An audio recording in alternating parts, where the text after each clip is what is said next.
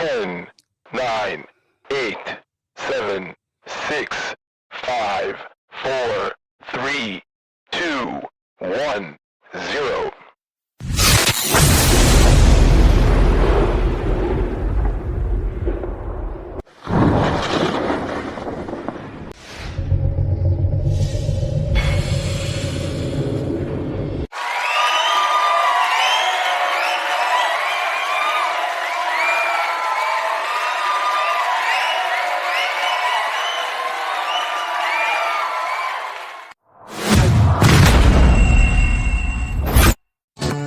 The sophisticated, smooth operator. Unless you forget your manners. Podcaster extraordinaire. We are the Grizzly. We don't play games, we don't sugarcoat. If you can't take it, you shouldn't have never walked through the door. Grizzly maulings take place weekly. And as long as you keep it sophisticated, you won't be the next victim.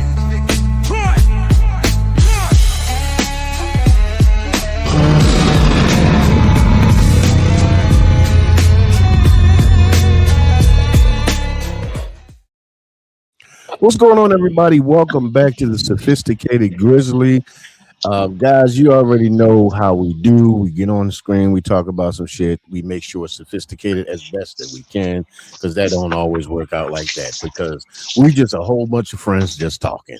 So before I go any further, before I say anything else, I have to introduce the family. And the first member of the family we need to introduce is my guy, the Grown Man Click. The Grown Man Click host himself, the match creator himself, Mr. JB. What's up, everybody? Good evening. Happy Wednesday. All right. And of course, we also have the incomparable, the beautiful, that will knock your ass out if you say the wrong thing. Miss J. Nicole, what's going on, Jay? Hey, guys. Hey. And guys, we had a base sighting. So we did have base on screen for a second. But he probably tried to enlarge that screen. So, he missed it. Well, my power got knocked out too. My power got knocked out. That's why you had to power break? Yeah, my power. His power might be off. I didn't even think about that. His power might be off. Oh, I hope base is okay. I hope it at this point, it ain't even about whether he can pop on the podcast. I just hope he's okay. So that's the main thing. That's the most important. My whole thing just shut down. I had to go back in and start in again. Well, I ain't got no problems. Ladies and gentlemen, I do believe we have a base sighting, guys. Just give me 1 second. Let me see. He has entered the stage. Brother Bates is back. Back in black. Back in black. He came back like AC/DC. And then he's back out. So it's some point. We're gonna get this together, everybody. But how's everybody? How y'all feeling, man? What's going on? How's everybody? How's your day going so far? Going all right. I'm out here struggling. You struggling, Jay? Fucking heavy ass door. I hear some struggles in the background. I'm hearing it. Yes. It sounds like I'm stuck on the door and a stick. Trying to fit, and I just lost my flip flop. Oh, damn. So you're having a hell of a day. But ladies and gentlemen, we also have another sophisticated lady in the building, and that would be Miss Anna. What's going on, Miss Anna? Everybody. How you feeling? Yeah, we had Bass in the building, but Bass having problems with that damn tablet. you got to be there for him to come on the podcast, because him and that damn tablet they fight. And sometimes they come out on the losing end of it. So how you doing? How's everything going, Miss Anna? Pretty good. That's what's up. We got a couple of things we're going to address tonight. A couple of things we're going to talk about, because some shit been happening out here. A few things, two, three things that happened out here. And I think there's a few things that we could probably talk about. So the first one I want to ask you about is, have anybody heard about the situation that's been happening with, wait a minute, we can't go any further just yet, because I believe he just paid his next bill. That would be Brother Bates. I think the next tell is paid for now. I'm not sure. Hold on. Let's see. I think he played the Motorola. Wait a minute, let's see if Damn he it. popped in. Wait a minute, he's there. He's here. He just ain't here. What in the cornbread? Yeah, ladies and gentlemen, when we do this, Can you hear me? we can't hear you, bro. We can hear you Damn it. because we trying to figure out what in the cornbread right now. So I'm here, but I'm blacker than ever. hey, you know what, brother? That's okay. It's okay to be back in black. You doing your ACDC thing right now, so it's all right. So you know what? In the words of Martin, ain't this a bitch? But can you see us though? Yeah, I can see y'all clear. Okay. Well, you know what, brother? I want to do this. So as you get your camera together, I want to ask a question. Has anybody heard about what's going on with Miss Chile from TLC? Yeah. Yeah. Yeah. It's not just her. It's Nick Cannon also. Oh, Nick Cannon. He Yeah. need to go make a baby. That's I think probably he did why. that That's enough probably why already. he's getting damn tax breaks because he's making all them damn kids. Mm-hmm.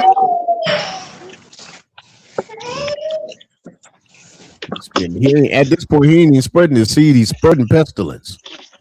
Hey, listen, it's gonna be so many inbreds out here if they take, because it's kind of like you're trying to take over the world, Pinky.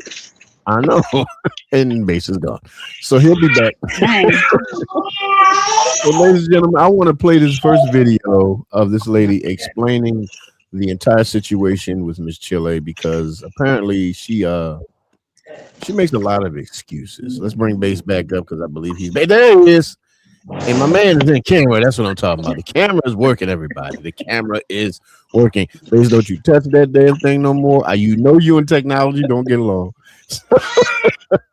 I need some liquor, bro.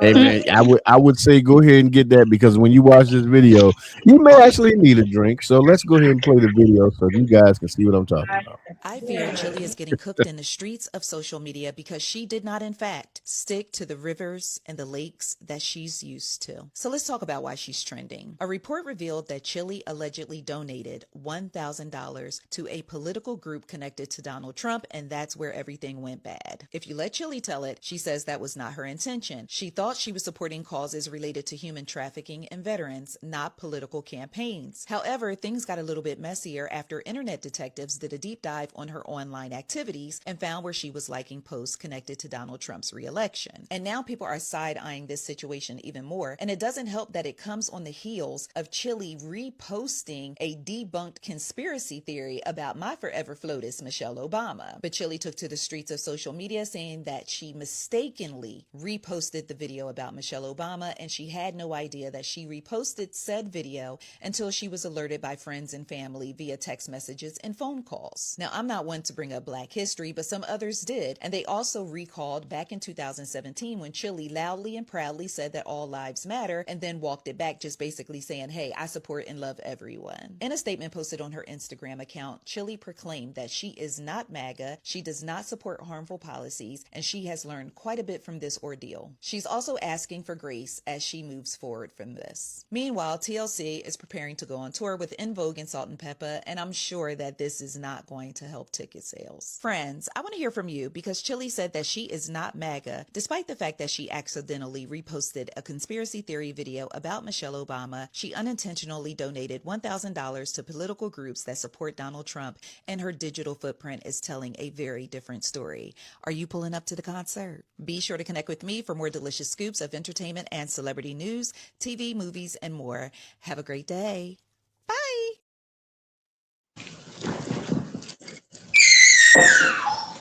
Yeah, even the baby don't believe that. The baby even Oh, screaming the out. baby don't believe it. The That's baby my don't even grandbaby. believe it.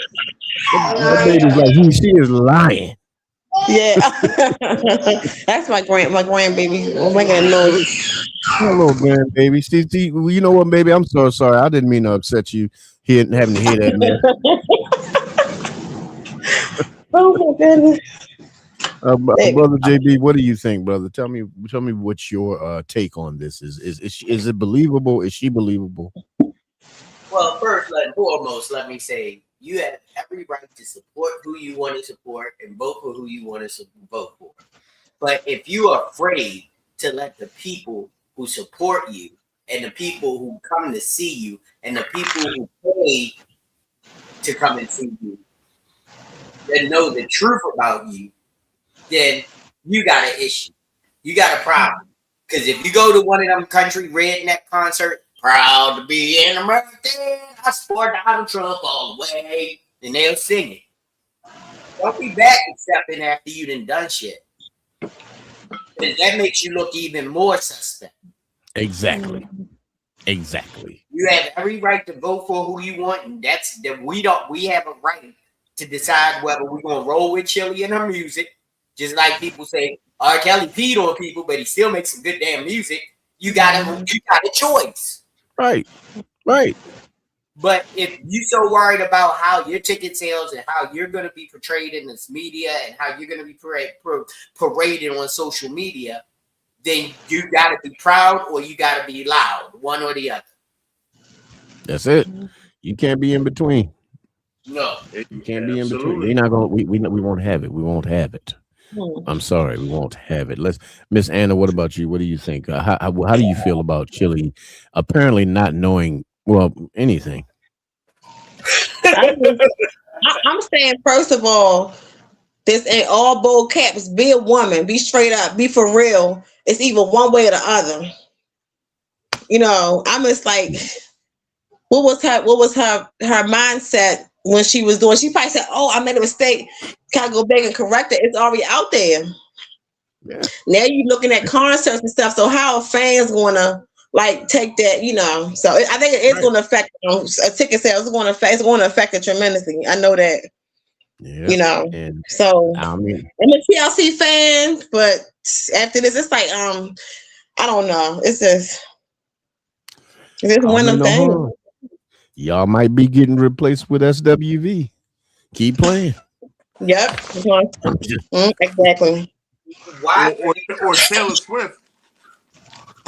Why are you trying to manage your social media page when you got millions of followers? You should have somebody checking everything and sitting there managing your account who gets paid for that. Right. Even get a bot. Yeah, a bot can manage that thing. Just let the bot. All you got to do is program the bot to for certain words, certain phrases, and certain things that if it just don't come up on your page. You can't nobody land it on your page.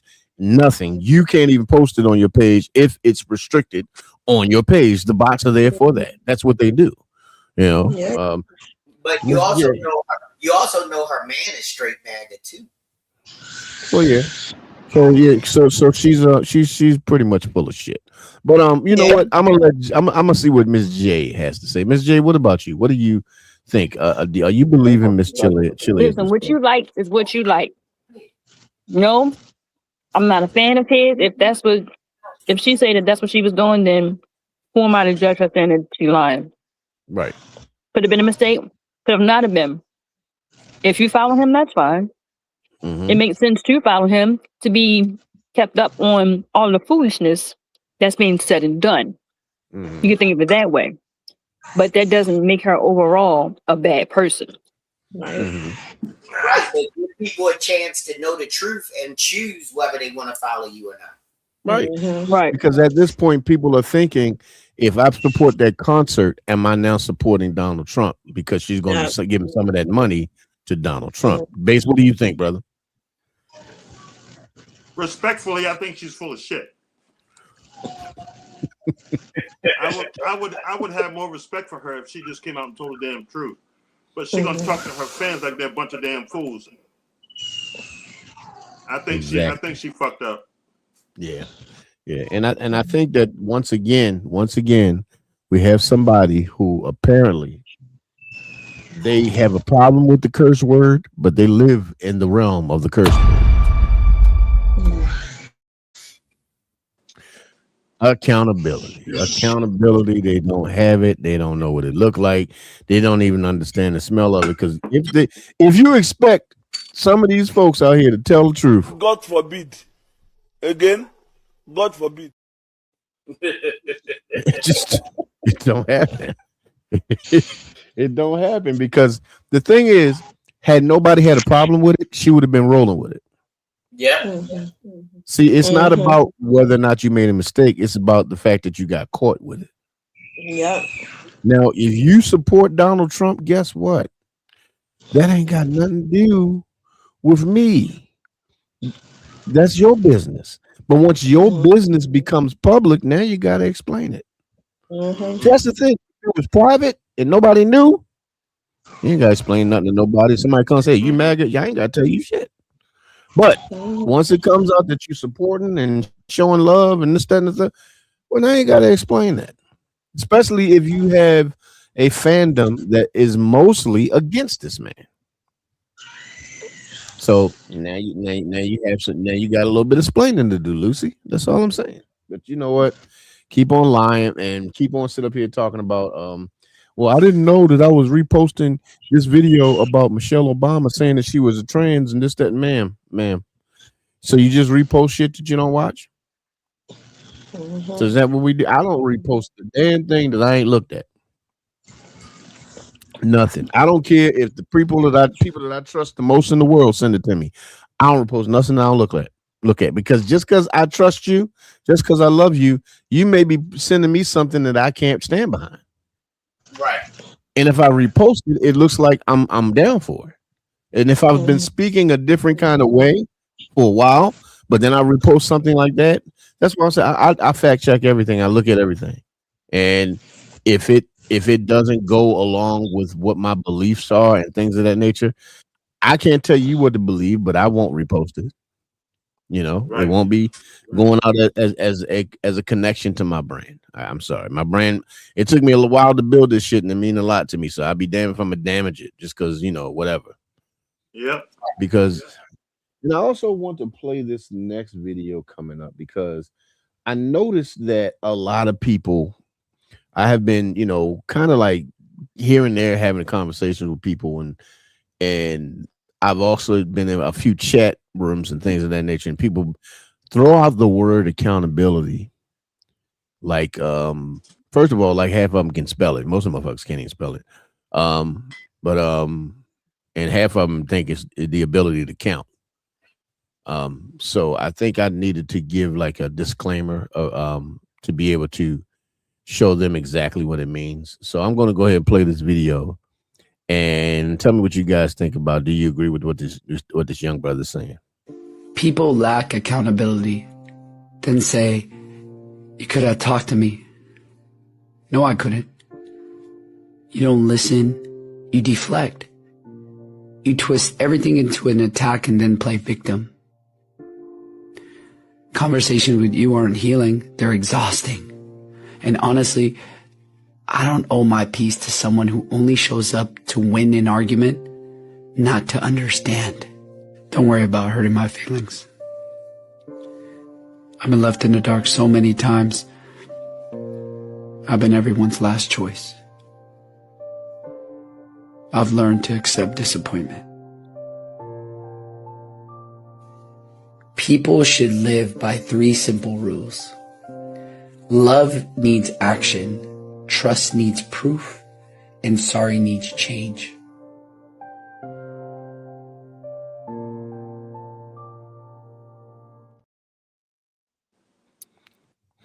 What y'all think about that one? It's a lot of truth in there. Yeah. So let's start with JB. Let's start with you. What do you care to elaborate on? But accepting that other people aren't going to take accountability shouldn't have you living in sorrow. Right.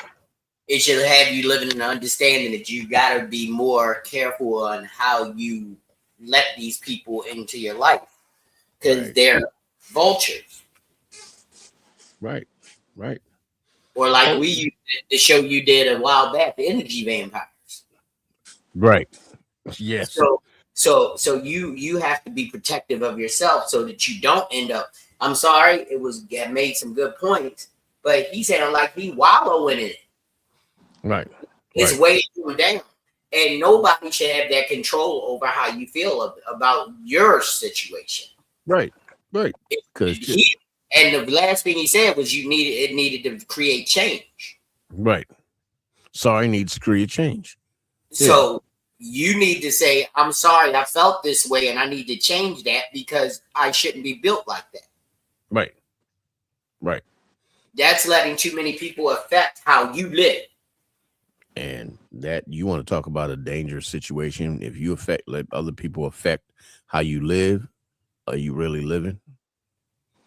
Or are you surviving till the next person takes control? That's exactly what I'm saying. So let's go, Ms. J. What do you think about the video? Oh, she is in her mobile office. We are going to bring it down to my brother Base. Base, what about you? What do you think about the video? Can you do me a favor? Can you play it one more time for me? Of course. I got you. Thank you. People lack accountability, then say, you could have talked to me. No, I couldn't. You don't listen, you deflect.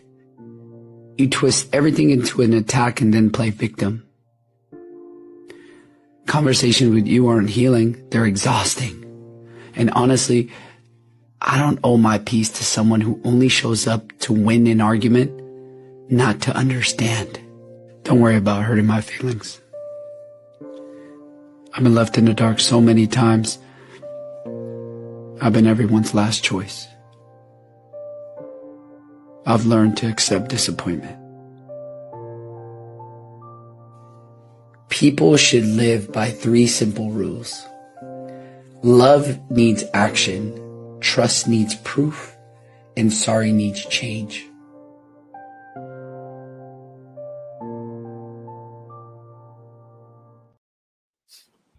You know, I was just it's funny. Well, it's not funny, but I just had this conversation with somebody today under the very topic that this is. I've been in that situation where I've tried to communicate on my end, but I can't carry a conversation or feeling for 2 people. And like you said, you know, a lot of times it can be exhausting because you're trying to maintain something special, right? But you can't carry the load by yourself. It can be very frustrating and very tiresome to the point where you just say, "Fuck it, I give up." Right? Because it's easy to do that. It's so easy to do that because after a while you just like, look, I don't know if I want to keep dealing with this shit. Mm-hmm. You know. Yeah, because no matter how many times you try, no matter how many ways you try, you still come back with the same results, and you're frustrated. Yep. Because you feel like I feel like I'm up against a brick wall. Yeah. Because you get tired of having to defend yourself when all you're trying to do is express yourself. Yep. Yep. And after a while, and this goes for men and women. Men and women stop talking if they feel like every time they express themselves, they got to defend themselves. Yep. It's like I don't feel like it. I don't feel like the mental gymnastics. I don't feel like the hurdles. I don't feel like the bullshit. I don't feel like none of it. And you know, for me, it's one of those things that once you get to that point to where you're shutting down, you're pretty much done. You just ain't left yet. Once you start shutting down, you're done. You just ain't left yet. You know. But it's only a matter of time. Exactly. Let us get to another video where this young brother, I've watched him several times on this few other situations, a few other podcasts, but on this one specific one, he actually laid down some truth that, you know, I don't know, people either agree with or disagree with. So I'm gonna go ahead and play the video, and basically we're gonna start with you this time. Tell me what you think when after I play the video. Okay. There's a lot of men who are terrible at communication, but there are some men who are great at it and still run into brick walls when it comes time to express themselves to their woman, right? So we got to accept the fact that some women just don't take information well when they are the cause of the issue that the man is bringing to them, right? Like they want communication about how hard my job is. I'm tired. My best friend snaked me, man. My mama tripping. My family want this from me, all that. And all that. They open ears. They sitting down with their therapist legs crossed with the notepad and everything. Open ears to listen to you, right? But when it comes time for me to sit down and tell you about what you doing wrong, it's not as open. It's not as much of a, okay, I'm going to sit here and let him get at least a complete thought out before I jump in and I interrupt him before he gets across what he's trying to express. So again, if you want your man to be more communicative, ladies, let me give you a tip. Stop interrupting him when he's coming to you and he's trying to express himself. Acknowledge the fact that it took him a lot to sit down and talk to you in the first place. So when I sit down and I try and you interrupt me every 4 words, and then you question, damn, why do my man talk to me? He talk to his friends, he talk to everybody, but he don't talk to me. It's because you can't shut up and accept what it is that man that loves you more than anything in this world is trying to get across. So again, if we want more communication, let's open the door for it. Brother Bass. You know, sometimes when you get into that scenario, sometimes it's a matter of deflection. Right. A lot of times, and this goes for men and women. I'm not trying to bash on women, but this and it's just amazing. I just had this conversation this evening with a young lady. You know, you're trying to express how you feel, but that you can't get a word in edgewise because that person knows what they're doing to you. When you're, especially for men, it's not that easy for us to pour our hearts out because a man is so easily judged. A woman can show an emotional side, but when a man shows it, in some cases, and I've been through that, I've been down that road where I tried to express how I feel, and I would hear stuff like, you need to man up. When I'm trying to explain to them what they're doing to the relationship, and all I hear is, well, we're not talking about me, we're talking about you. And after a while, I'm like, you know what? What is the point? Because without communication, there is no such thing as a relationship. If all it takes is one person to shut down, and it could kill a relationship. And like I said, I've been down that road where I'm trying to express how I feel about things. It's easy for that other party to express how they feel, but when I try to express how I feel, it goes on deaf ears. I'm like, wow. And they don't. And when it comes down to accountability, the person I was seeing a couple years ago, she wasn't accountable for any of her actions. She was so concentrating on the mistakes that I made. And I said, if we can't sit down and have a serious conversation, what do we have? And after a while, you just shut down. Right. So I really understand how that is.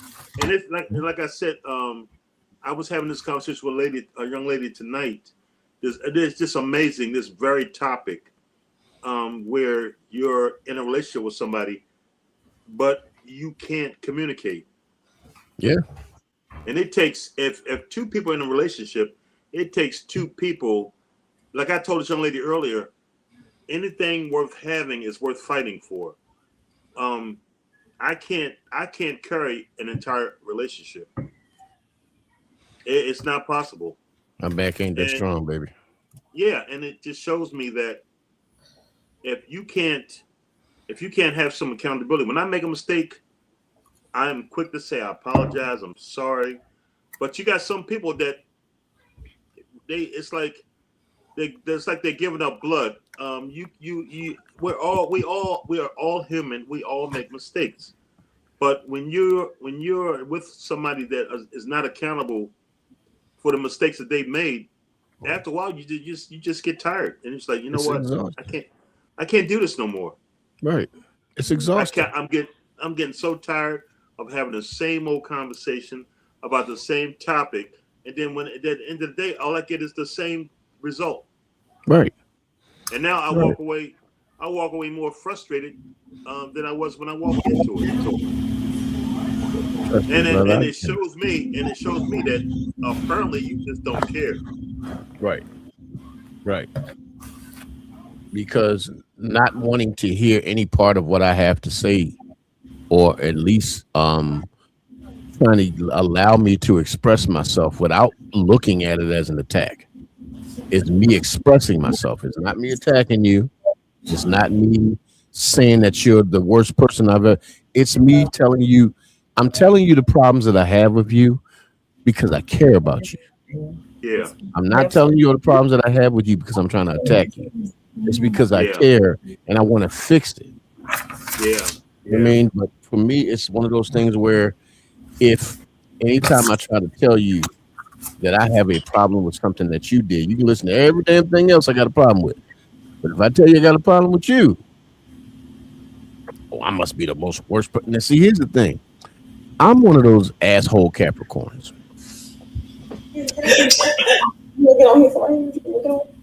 Yes. I'm an asshole Capricorn. So if you say to me, oh, you must not want to see me then. No, I don't. I'm gonna say it. Because if that's what you say, if that's what you got out of me expressing myself, fuck out of here. It's that simple for me. It's that easy. Remember, Skimmy Grizz, my oldest daughter is a Capricorn. She over here, he's like, yup, she a Capricorn. We don't have time for it because if I'm coming to you, can she join us? Yeah. If she feel, yeah, sure. Because I'm gonna be honest with you. Because I'm one of those people, I'm not going to make time. I will care for your feelings, but I'm not going to cater to your bullshit. Yeah. If I said to you, hey, I don't like the way that you talk to me. So if I said to you, I don't like the way that you talk to me, and instead of you understanding or saying to me, well, what did I say? How was it that I talked? Something like that. If you say to me, well, I must be one of the nastiest bitches in the world if you think that I talk to you bad. Yeah, you are. You're a nasty bitch. I'm gonna say it because you put it out there, you old nasty heifer. So don't do it. I will shoot the bullet. I will shoot the bullets that you aimed at yourself. Don't do it. Yeah. Don't do it. Because at the end of the day, if I'm trying to express myself, this goes for men and women. Because I know women who have actually tried to sit down, have a conversation with their man, and he came at them well, damn, I didn't mean it like that. Well, it's not what you meant it like. It's what I felt when you said it. Exactly. It doesn't have anything to do with you meant it like. It's what I felt when you said it. Mm-hmm. Well, damn, maybe I just don't say nothing. No, all right, then shut the fuck up. All right, okay, shut up. Since that's how you feel, please don't talk no more until I give you permission. Mm-hmm. Mm-hmm. Because if that's what we're going to do, child. It don't work.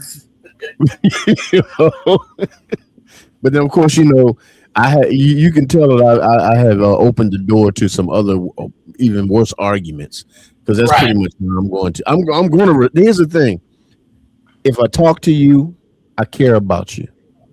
Exactly. What you need to worry about is when I be like, no, that's okay.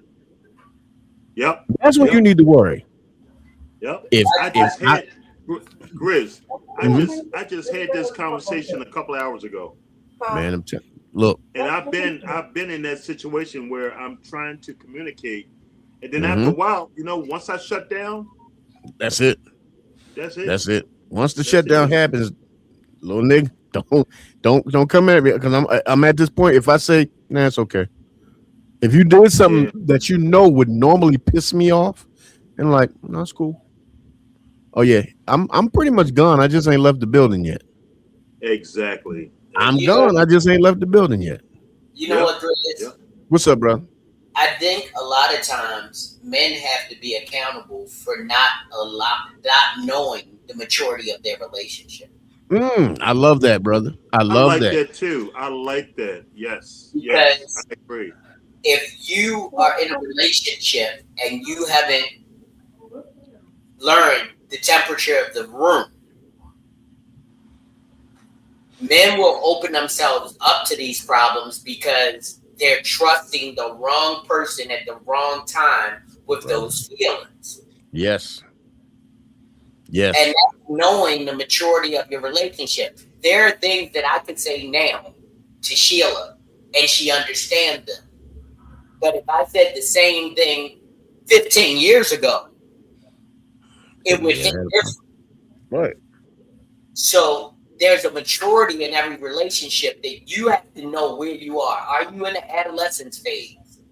Are you in an infant stage? Are you in a young adult stage?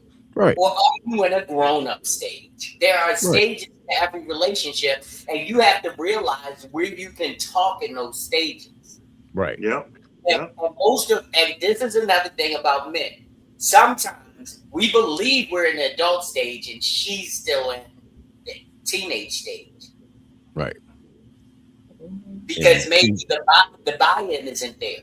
The want to learn more about you isn't there. So when you come at her in an adult stage conversation and she's in an adolescent or teenage stage of conversation, she's going to do what teenagers do. Laugh it out, retreat, and they're going to throw barbs at you. Yep. Right. And you know what? Believe it or not, bro, that is like the perfect explanation, because not realizing some of these stages when I was, and not to mention, let's be real. Let's do the other part of it as well. You as a man may think you're in the adult stage, but then when she expresses herself in the adult stage, you realize you may be in the infant stage because you can't take it. Right. Yeah. Because you can't take it the way you're taking it the wrong way. What you gonna do? You're gonna grab the bottle and sit in the corner and salt. Right. And see, for me, I'm at a point now where at my big age, we skipping past all them teenage years. But if we can't have a conversation as an adult, it's not. Oh no! I know it's the age of the relationship, and it's the mentality of the person. Right. But for me, it's like I test that as I have a conversation with you.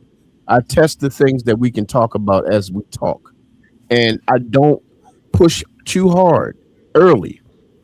And the reason that I say I don't push too hard early, I push hard for truth, but I don't push hard for trying to force you into any kind of conversation or situation that you're not comfortable with. But I will push hard for the truth. Don't bullshit me.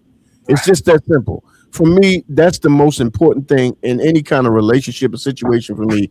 Just don't bullshit me. Right. That's my main thing. Like, just be real. Don't bullshit. If you're down for it, let's be down. If you're not down, got it. It's okay. That doesn't make you a horrible person. It just means we not there. It's okay. I don't look at any woman that has not wanted to be in my presence or in a relationship with me as bad people. They're not bad people. They just want to be with me. It's okay.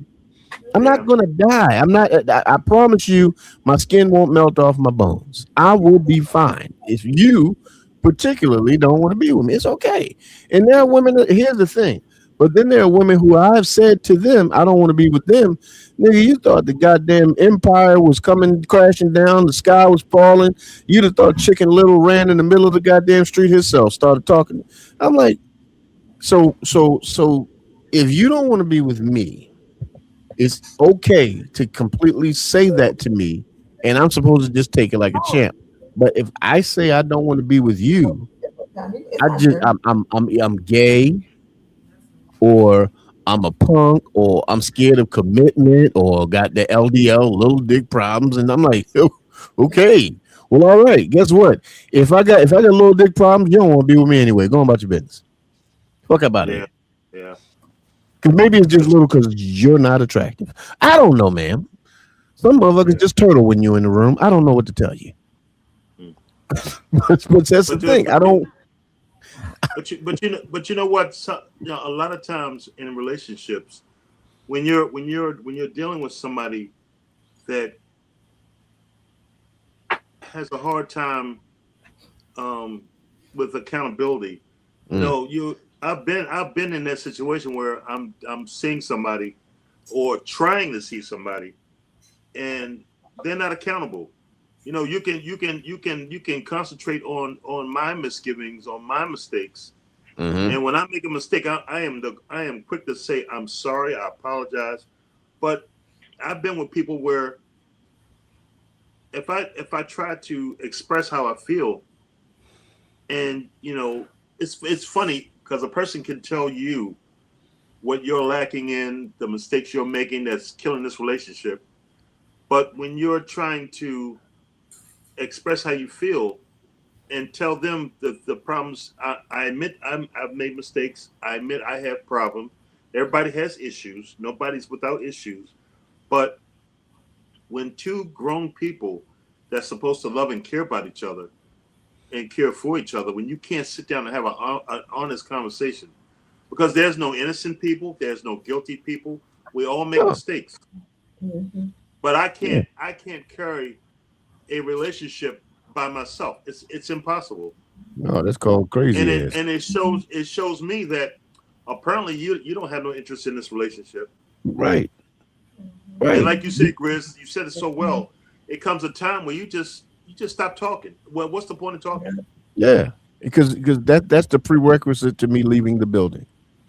Once the conversation stops on my end, if I ever say to you, if you ever hear me say, you know what, you're right, even though you full of shit, if I say you right, you know what, you're right, that means you right out the door. You're on your way out. You are on your way to Babylon. It's time to go. Because I don't have time for it. And here's the thing. I will tell people in a second, there was a time when I was younger when I did not want people to look at me in a horrible light. I did not want to be the villain. Now I will put that black hat on in a minute. You can call me the villain as long as you leave out the door when you saying that shit. I will be the bad guy. I just want to be the bad guy on the other side of the door from you. Just leave. Get up out of here. You know, I whatever if you tell everybody he's a horrible person and he's nasty, I'll be that. As long as I'll be that as you walking away, I will be all of that shit. And if they call me and ask me, did you do? Yes, the hell I did. I did all of it. Is it going to make her stay away? Then yes, I did everything that she said. Every damn thing that she said. And then they see me later on and I'm getting married. But remember, your friend said I was this horrible, terrible, disgusting person. But yet this person decides they want to marry me. So maybe I'm not any of those things. Maybe it's just your friend does not know how to take, what is that curse word we like to use? Yeah. Because sometimes, now here's the thing. Have I been the bad person in a relationship? I sure the hell have. Yes, I have. Have I done horrible things in a relationship? Yes, I have. Have I walked through life thinking that I was the good guy? Yes. But when I turned out to be a piece of trash, I was a horrible mother. I was terrible. And I had to realize that. And the thing is, if you don't take the time to break that part of yourself down, you will continue to hurt people who ain't never done nothing to you. You will always bleed on people that ain't never cut you. Yep. And so for me, as time goes on, because here's the thing, I'm still taking accountability for stuff. I'm still moving forward in those types of things, which means that as I move forward in my relationship, I see it from a different lens. Because if she does say something that upsets me, pisses me off, or any of that type of stuff, I walk into the conversation different. And the reason that I say that is because the old me would have walked in two barrels blazing, ready to strike. But the me now, realizing that that is not an action that is going to work when you're trying to communicate with one another, I approach it differently. I still say what I need to say, but my approach is of someone that loves you. Even if I'm mad at you, I still love you, so I'm not going to be disrespectful because I love you. You know what I mean? And I think a lot of people don't understand how that, as you start to grow and understand the accountability of a relationship, how you grow in that aspect. Because if you walking around saying, you know what, he was the problem and I never did, you full of shit. She was the problem. She always did. No, she ain't always do a goddamn thing. Because here's the thing: if she always did it and you stayed, you still a dumbass. Right. If she always did anything and you stuck around, you're a dumbass. It ain't even her fault. At that point, that's not even her fault. That's now instinct because you don't have a problem with it because you never said nothing about it. Or if you said something about it and she kept doing it, but you stuck around, she's now living off of instinct and not actually trying. She's really not even disrespecting you at this point. You're now disrespecting yourself because you still sticking around after you told her it was a problem or you told him it was a problem and you stuck around. If you stayed there, it's now you. It's not them. Because people only get a chance to hurt you once. Every time after that, you're hurting yourself. Yeah. But you know what? The kicker is when your heart is involved. It's a big difference when you're initially getting to know somebody. Feelings haven't gotten involved to that degree, but when you fall in love with that person and they know that you're in love with them, sometimes they mistreat you because they say he ain't going nowhere, she ain't going nowhere. You know, and they know they got you on this emotional roller coaster because you ain't going to leave. You love me. Every other word come out your mouth, I love you. And I've been with people where I remember one young lady I was dating. I told her I loved her, and she quoted Tina Turner. What's love got to do with it? Now, hold up. Wait a minute, base. You already know the story I have. I have a woman that I was dating, and something happened with her home. And I told her, don't worry about it. I got it. We're going to figure this out together. I love you, and I will make sure that we figure this out. She said to me, this guy right here, love is cool and all, but love ain't going to pay my bills. I said, this bitch, the fact that I love you, that I'm paying any of your damn bills in the first damn place. So actually, love is paying your bills, but now disdain won't. So get the fuck off my phone, please. Because I won't be paying a damn thing else. I kid you not, after that, she couldn't get a chicken nugget out of me. I wouldn't even give her ass no mac sauce. Nothing. You get nothing. And I kid you not, I pay attention to people like that. People, first of all, people that use other people are a different kind of evil. Oh my God, yes. They're a different kind of evil because if you go into a situation and you don't know, because there are people that don't know that they're using other people because it's normal behavior to them. But when you walk in with the intention of using and abusing and taking from somebody and not contributing anything, that's a different kind of evil.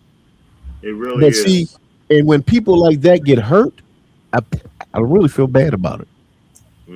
I really don't feel bad about it. Like if I had, whenever I hear about a guy who has manipulated, harmed, and knew that he walked into a relationship with a woman who wanted to be in a relationship, but he didn't. He just wanted to hit it and quit it. If she finds him and he's on the and he's like on life support, I don't really feel bad for you, bro, because she told you up front what she wanted. You lied so that you can get and manipulate there. Right. And now you can control what you do, but you can't control how people react to what you do. Right. That is true. Yep. So you don't know how people are going to react to how you hurt them. You know, and don't get me wrong, understand this. Hurt and pain bring out some of the most irrational shit that you could ever possibly do. Like if somebody hurt one of your kids, you realize you never realized that you had the strength to snap somebody's head off until they hurt your child. Right. You really didn't know that because you don't walk around practicing snapping people's heads off unless you're just a damn psycho. But you realize if they hurt your daughter or they hurt your son, hey, God bless, because your ass is mine. You know?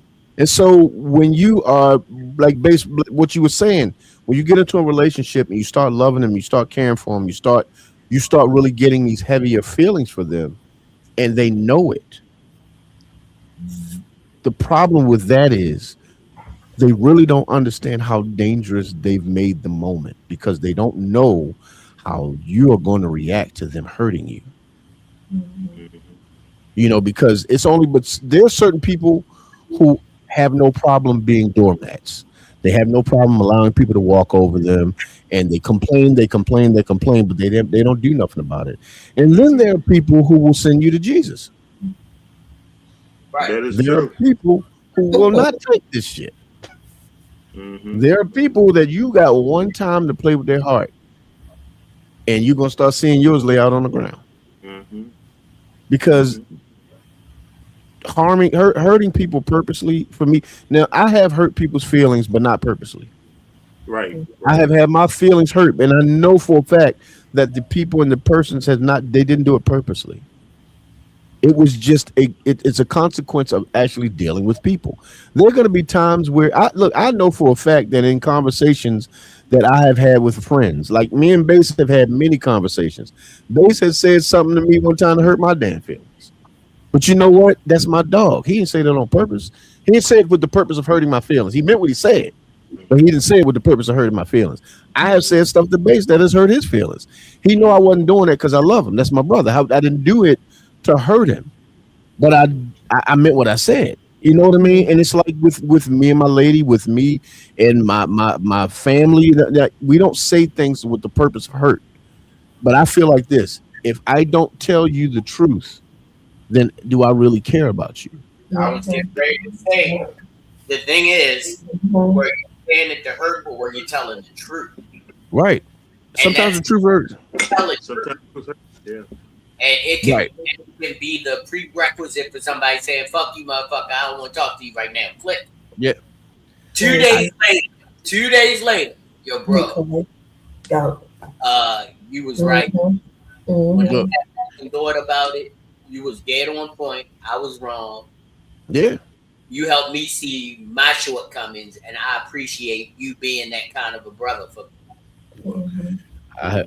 I have told this story many times. My best friend's name is Louis Troy. And I was dating this girl, and I was being a complete dumbass for this woman. As a matter of fact, I do contribute her to giving me my transformation into who I am now. Wow. Because I allowed so much to happen. And he was talking to me. That's my best friend. That's my brother. The last time me and her had stopped dealing with each other, I talked to him. I told him this, that, and the third, and he was happy. And I remember we went out, to go hang out and get some drinks that day, this, that, and the third. A week later, I told him I was back with her. He said to me, and some people may think this is very horrible, but it was helpful, because he said to me, whatever pain she puts you through, you deserve it. Whatever pain she puts you through, you deserve it. And I looked at him like he was the worst motherfucker I ever seen in my life. But then I had to realize that, hold on. Why am I upset with him if I'm already projecting that she could cause pain? Because I felt like there was some truth to what he said. And sure enough, pain came. The pain train came. And I went back to those words that he echoed to me. And my first thought was, to hell with females. I'm about to get a tattoo on my finger that says, like on my ring finger, I was about to get a tattoo that said, fuck that. I was about to get that on my finger, and no marriage, no relationship, go straight to hell. And I remember the same brother talked to me. He said, so it's every woman's fault that you was dumb? Is it every woman's fault that you were dumb? He said, one woman caused this problem in your life, and you have decided to make other women that may come into your life pay for it. He said, bro, you being a bigger fool than you was for her.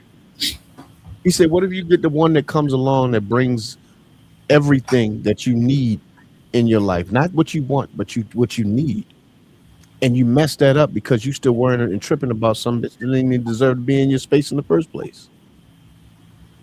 And so I had to take some time to myself to really heal from that.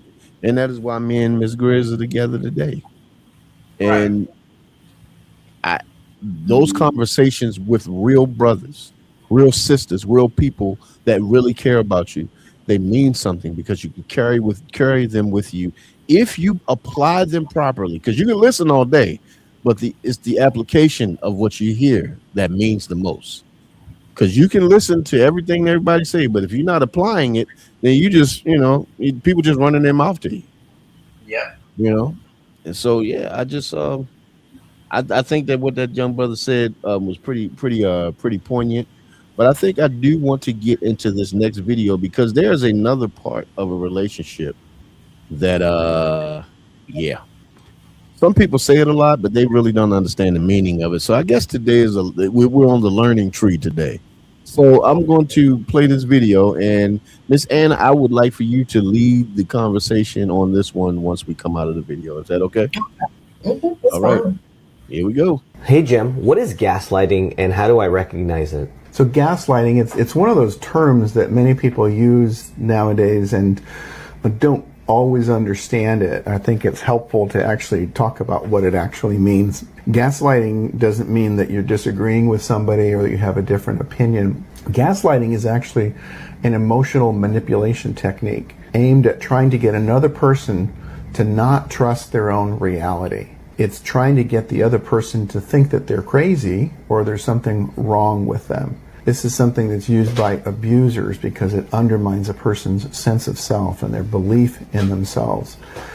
You can see gaslighting in lots of different ways. In a relationship, if somebody, says something and then you call them out for it and they'll say, I never said that. You're imagining that you're making stuff up.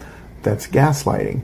The term itself actually comes from a movie back in the 1940s called Gaslight, where a man was trying to convince his wife that she was going crazy, and without her knowing, he would turn the gas. This is the very old setting in the movie. He would turn the gas lights up and down to make her think that the lights were flickering, and then he'd walk in and he was like, that didn't happen. Are you sure you're okay? That kind of thing. So that's essentially what gaslighting is, and you see it play out in lots of different ways. When you watch a video of something that happens and then somebody says, that's not what happened in that, but I saw it right there. No, that's not actually what was happening. This was but it's right there. And somebody tries to convince you not to believe your own eyes. Those are forms of gaslighting. Interesting. Miss Anna, what do you think? Well, my experience in life, I've never gaslighted anyone, but I have been. It has happened to me a lot of times. No, like I'll give you a scenario, like a relationship. They said, well, if somebody will tell me, other person say, well, you can't do this, or like, how can I say, you're not going to be successful, and I like you didn't. Like they say, well, you didn't do this, or you didn't tell this to me, or that's not gaslighting. Huh? That's not gaslighting. That's not gaslighting. The video, he said your experience about gaslighting, right? Yeah, that's not gaslighting. Tell them come on up. Excuse me. Come on up. No, we said come on up.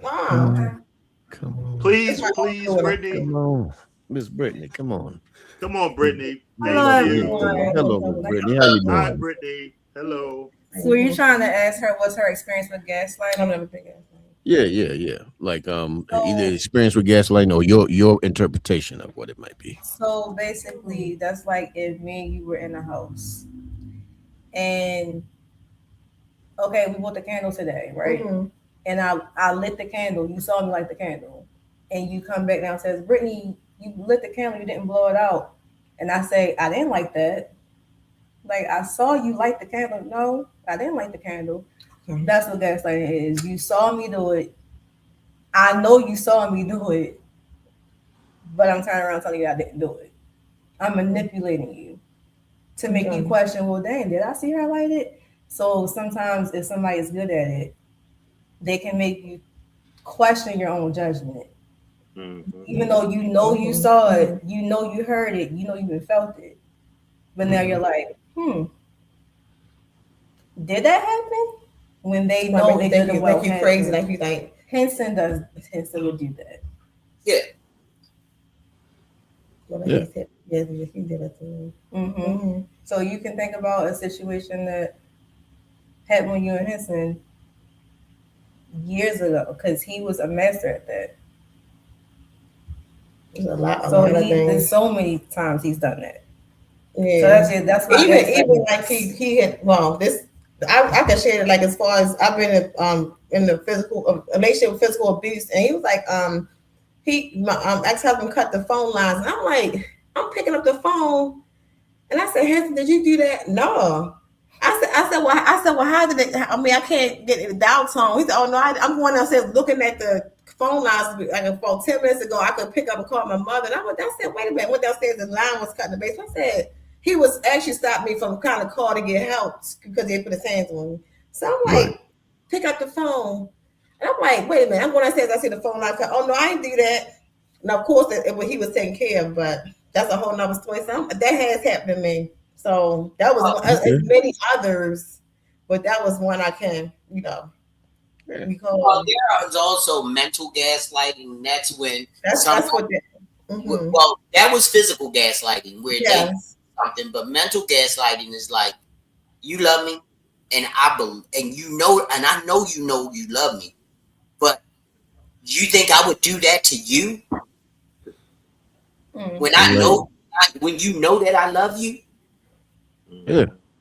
On any situation, when they try to manipulate what you know is negative in you or in them to make you believe it's a positive. It doesn't always have to be something physical. They could just be trying to manipulate something they said or an incident in your mind that played out one way, or like you're in public and they say something rude and almost to the point where you're like embarrassed over what they said, and then when you get home, they go, "Girl, I love you. What are you talking about? I didn't say it like that." Yeah, and that part is usually it. Like that. And that's not what I meant. All the while, they meant it how they said it, but now they knew the intent. They had a specific intent. We both know the intent, but then they twist the reality of what the intent is to make you think otherwise. And that's what a lot of us deal with. Like when just a few weeks ago, I was telling the guys, they know that I do this promotion with Ring Girls for a local boxing promotions company, and I listen to this. I hire all of the young ladies who are boxing Ring Girls with this company. So there was things that went on, and we decided to put it different about it. I got girl. Your mic is a little messed up, bro. My mic is? It was just now. Yeah, you're good now. You're clear now. Okay, so I'm the one who hired the girls and got them a position, and then when we had some stuff go left, the owner of the company asked me to re-hire some different girls. Right. So then this one young lady, is it still on? Yeah, I see you. Okay. So this one young lady, she had did some stuff that was erroneous and that they didn't want to be a part of the promotion anymore. And I gave them their walking papers. Okay. All right. Then a couple weeks later, when we were getting ready for the next event, they call a promoter up and goes, "Hey, we need to know what you're wearing for the next fight." Right. And he says, "Call Jerry. Jerry's in charge of the Ring Girl." Right. So she texts me. She didn't call me. She texts me and goes, "Okay, what am I supposed to wear?" And I'm like, "Nothing." But I just talked to the guy, and he told me, I said, "He told you that you were going to be a Ring Girl?" He told me to call you. Oh, but did he tell you were going to be a Ring Girl? So the whole time she's trying to twist his words in my mind to make me think problem is I already talked to him. Right. And we're all in agreement that this isn't going to happen. So then she says, "Well, I'll see you on Saturday, the day of the event." Did she try to Bugs Bunny her ass into a job? Yeah. What type of shit? then she said this, Then she said this, which was a complete lie. I'm one of the original ring girls. I started this. I'm like, you what? I was like, this company is way longer than you have been running, way longer than you've been a part of it, baby. And you are not even the second generation of ring girls. Right. You're like the fifth generation. And she thinks she started something. And going to tell me she was one of the originals. I was like, no, these are the original girls right here. Name and name. You know what, JB? I'm gonna be honest with you. The circle to try to get their point across and make themselves right. I'm gonna be honest with you. My response would have been this when she said, "Well, you know what? I started the Ring Girls." I said, "Well, right now you need to start an application for another job because you no longer work here." That's pretty much it. We done with the conversation. I'm gonna need you to get out of here. I would inform her when any of the Ring Girls decide to leave their positions, and I would have auditions. Okay, all right. But yeah, I have been hearing a lot of people use the word gaslight and all this other stuff, not really understanding what the shit means. Like both of you guys, all three of y'all actually explained it eloquently enough for the unwashed masses out there to be able to understand what we're talking about, because a lot of people use it in a different, because some people think gaslighting is if you say something to me and I don't agree with it. Lying. Oh, now you gaslighting. No, you just fucking wrong. You know, and here's the thing. I can't gaslight you if I have facts to prove what I just said. Right. It's not gaslighting. You're just wrong. It's okay though, because I have been wrong many times in my life. Look, I've been married twice, and many could say that they were wrong. I don't know. I was wrong or they were wrong. Everybody got pink slips in that shit. That's all I know. But at the same time, there's been many times in my life where I have been wrong. There have been many times in my life that people have been wrong when I had conversations with them. But at the same time, having accountability and taking a moment to acknowledge when you were wrong, that's different. That's growth. It's not about being wrong. It's about acknowledging the fact that you were wrong. And because I've had people say to me like shit like, when I said to this one young lady, I said, well, look, I didn't like how you raised your voice at me. Well, you said that first. Hold up, wait, man, we're not talking about what I said first. I'm telling you what my problem is now. You just deflected, you know. And as we sitting there talking, I'm pretty sure everybody's had this moment. Have you sat in a conversation with people that you found attracted, and as the conversation goes on long enough, they look stupid and dumb and ugly as shit at the same time, all at the same time? You're like, oh, you're ugly, man. I can't do this. Because you let them talk long enough, all the bullshit come out. Every bit of it comes out, and boy, I had this one girl, you couldn't have told me she wasn't like, man, I'm thinking like, damn, she bad as a mom. Like, I sat, talked to her, and I'm gonna tell you the honest God, sometimes I can be a bit of a word snob. Yes, I can be. Because this heifer said used to could to me. Used to could. She said she used to could. She said used to could. Bro, it was something like that. Yes. I said, have you, what was it? I asked her, has she ever done something? And she said, well, I used to could. Ooh, that's the end of this shit. Oh, whoa. I almost had an aneurysm listening to that.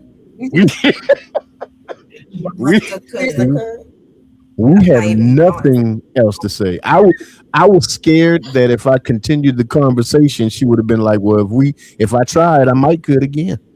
I was just worried. I'm hoping. I might have could. So I had to walk away before it got bad. I had to get up out of there, boy. You all know what I do for a living. So it's like people say, Jerry, you're around all these amazing, attractive women, and you're taking swimsuit pictures, all this, that, and the third. And don't you find them attractive? I was like, my office is right next to the dressing room. And if you listen to the vitriol, the man hate, the connivingness, the all out money grubbing, that you hear coming out of that dressing room, no matter how good they look on the outside, they are filthy ugly on the inside. And I'll say all I want to do is pictures of them. I don't need nothing to do with them outside. You would believe the way they talk about each other, the way they talk about photographers, the way they talk about the men in their life, the way they talk about the women in their life. Wow. You can have it. Right. Ladies, have you guys have you had a conversation with a man that you was just, he was just fine as hell, and then he started talking, Absolutely, and shit just went left so fast. Absolutely, they were no longer attractive. Intelligence is so when it comes to men and women, firsthand, I know that men are first visual creatures first, right? See first, but the man that has depth, a man that goes further than the surface, attractiveness only gets you but so far. Right. If there's nothing between your eyes, you have nothing going on for you above your shoulders, that's not going to get you but so far. Your body, your looks, your attraction, that's not going to last for so long. When you're 60, 50, 60, 70, sometimes 40, depending on how you take care of yourself, what is he going to do with you? That's if you just look good. And then same thing for women. For me specifically, I can't speak for all women, but most women, I wouldn't say we're visual first, but most times we are. Mm-hmm. It's the same thing. Intelligence takes you a very long way. If you just look good, what am I going to do with you? If we can't have a conversation, if I can't just simply talk to you about anything, what's going on in the world right now, financial advice, politics, anything. If I can have a conversation with you, what am I going to do with you? Right. If I have a child with you, I don't want to raise a child with you. What do you want to teach my child? Girl, I'm going around telling people. What did you say earlier? What the girl said, going telling people, I'll should have. Yes, I might could again. I might could again. You gonna have my child saying I miss Kate and Mike could again? What or saying shit like looked it. He had looked it good. No, nigga. That's not how we talk. Jesus, I remember a few years ago, it was a guy. I think he was probably about 3 years younger than me, and he had chased me for years. And I was like, you know what? He's a little bit older. Let's just see what happens. Gave my number. And we're having conversation, but it didn't really go anywhere. He would, what you doing me to death every single day around the same time. It's 10 o'clock in the morning on a Tuesday. You know I'm at work. One day, we had a conversation. And I forget what he said. But I was telling him, I was talking about standards when it comes to relationships. And I said something to the effect of something he didn't do I said, well, that's a prerequisite to what I would require. He said, prerequisite, what's that? Ooh. I said, dear Heavenly Father, this man is, I think at the time, probably 25 or so. I'm like, we all went to school. We went to high school. We talked about college. You should at least know what prerequisite means. And when I said, you really, are you joking right now? I said, you don't know. And then I forget I wasn't even that hard on him. But after that, he said, oh, your standards are high. My standards are high because I asked you if you knew what prerequisite means. And listen, I learned that word in Upward Bound. I swear to God. That was the last time I talked to him, needless to say. Jesus Christ. I'm gonna buy you one of them Baskin and Robin bags all them girls carry. Want a Baskin and Robbins? I got you, girl. It's all girl. It's called Birkin. What the fuck are you talking about? Yeah. Yo. What's up, Richard? What's going on, bro? Wait, hold on. Wait a minute. Before the newly engaged brother Rich. What's happening, brother? Come on. The newly engaged Let them know. brother Rich. Let them know. Sir. Hey, listen. Yes. Hey, listen. He is officially off the market. No longer game CEO at all. Hold on. I What's don't up, even bro? feel like people should call me Rich no more, right? I need to Why? be called Mr. Preston from now on. I Mr. swear to Preston. God. Call me Mr. Preston. I don't want no other name. All right? I ain't calling you that shit. Yeah, you is. No, I is not. Daddy on your move. You gonna call me Mr. Preston? First of all, you can't even say it properly, Mr. Preston, like you got a mouthful of marbles and shit. I just got off, so you know I'm here. But you know what? Congratulations, my guy. Like honestly, that was real. And here's the thing. Let me tell you, because I didn't have an opportunity to tell you. My niece was DJing her very first event a half hour before your event started, and it was it was down at the power plant. My niece is 11 years old, bro. Damn. And she DJ'd an event at the power plant for like 2 hours. So, I had to go, brother. I had to go. But I honestly, like, congratulations, man. I honestly wish I could have seen it, but I did see when you was on your knee. I did see that T-Bird jacket was fire though. I love the T-Bird jacket. You saw I had Big Daddy on that motherfucker. Yes, I did. But yeah, congratulations, Rich. I heard your knees cracking when you got down there, bro. You're a damn lie. Okay? You're a damn lie. These niggas been good, pause. But you know what I mean. But yeah, man. Truth be told, we got to a point now where when we have these conversations with people, and like I said, if they speak and talk long enough, you automatically either you're going to be more impressed or you're going to be turned off immediately. Like when me and my lady started talking, like our first like real conversation. Hey, Grizz, can I cut you off real quick? I just got No, to say one thing. I'm just playing. Go ahead. Go ahead. Hey, gang, you still trying to figure it out? Me? Figure what out? Yeah, you.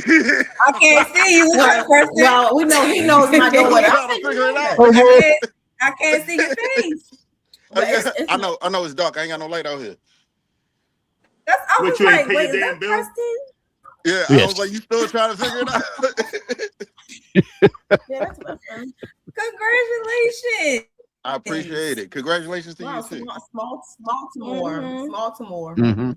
Everybody know everybody, man. I'm serious. I try to make sure. I try to make sure because now Anna's starting to look real familiar to me now, right? From the pictures. And I go like, oh shit. I said, oh shit. That's why I try to throw that little prerequisites. I learned that up and down just to make sure I was right. The shit went left. I was like, all right. No, that wasn't you. When I said my name and you had that look, I was like, I know who the fuck that is. No, when it said Rich, I was like, yeah. Rich, is that person? I'm like, hold on. Let me go on Instagram real quick and make sure it is. Yep. Oh my gosh. Yeah. Yes, that. Because somebody don't want to have the title. I couldn't tell. Yeah, he hiding right now. He's in incognito. Did he just tell somebody? Wait a minute, hold on. Did he just tell somebody, "Hey, young man, you got to go"? Look, you like an old grandpa now, dog. What the hell's happening? Hey, that's what happens when you got kids, yo. You got it. Look, I have 3 of them, and I don't say none of that. Yeah, but you ain't doing what I'm doing right now. So. Yeah, they old. My kids are old now, so I shouldn't have to tell them to go in the house. I pray I don't. I pray I don't. And even though I ain't gonna lie, even though in the early years, you sometimes you be worried about them damn kids. And sometimes you help the developmental starts to develop. Like, wait a minute, hey, this little nigga's gonna be where Jay? Huh? Where Jay at? She came in. Oh, she had to leave. Oh man. Yeah, you know she was in the mobile office. I'm gonna save it, but I gotta apologize to Jay. I play too much. Hey, I play Rich. too much sometimes. What's up? Hey, Rich. Because I'm a little older than you, you ain't getting no fucking Mr. Preston out of me. Hey, first of all, did you say a little? Say what? Did you say a little? You're not getting a Mr. Preston out of me. I'm a little older than you. Hey, that's cool. Just call me Mr. Goat. That's what I'm at. What's up, little man? I ain't calling you. Mr. How Goat. about Mr. from the Color Purple? Mr. from the Color Purple.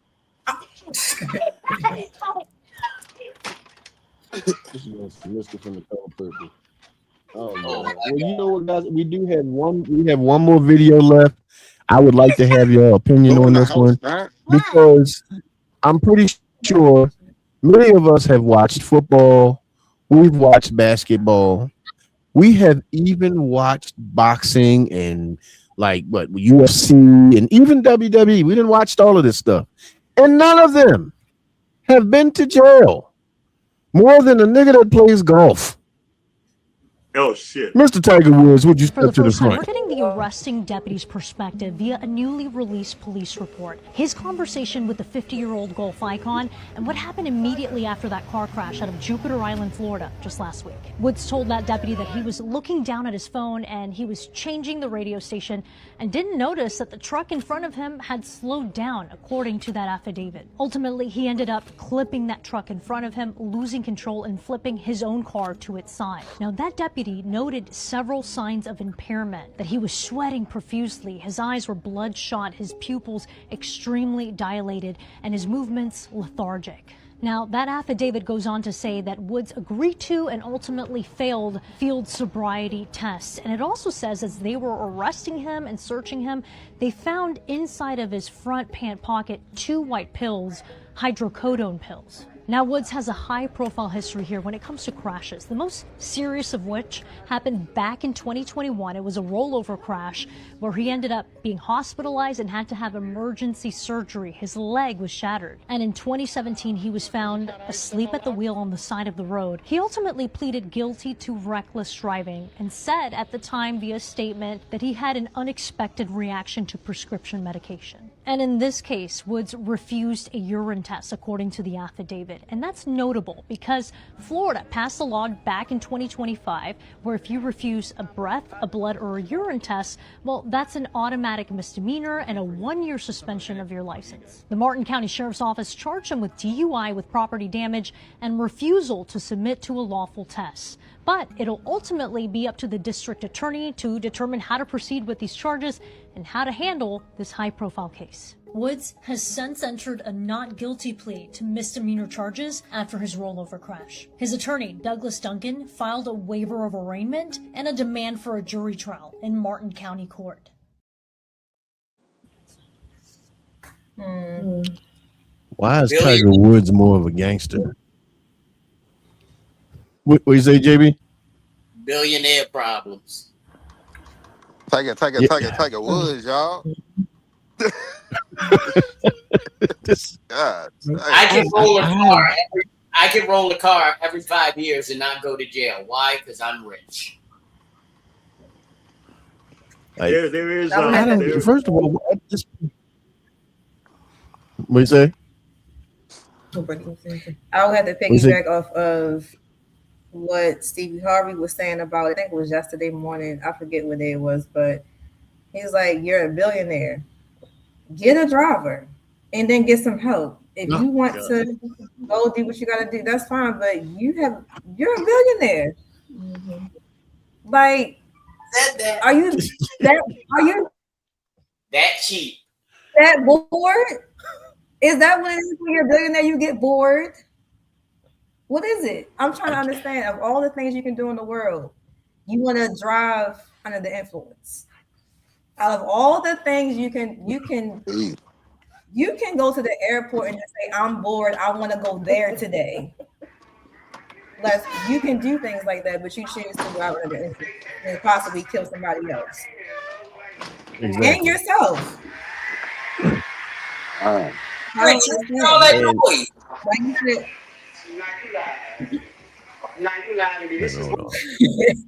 There's There you go. JB. Had to This meet is the mic. Had to meet the consequence. mic, bro.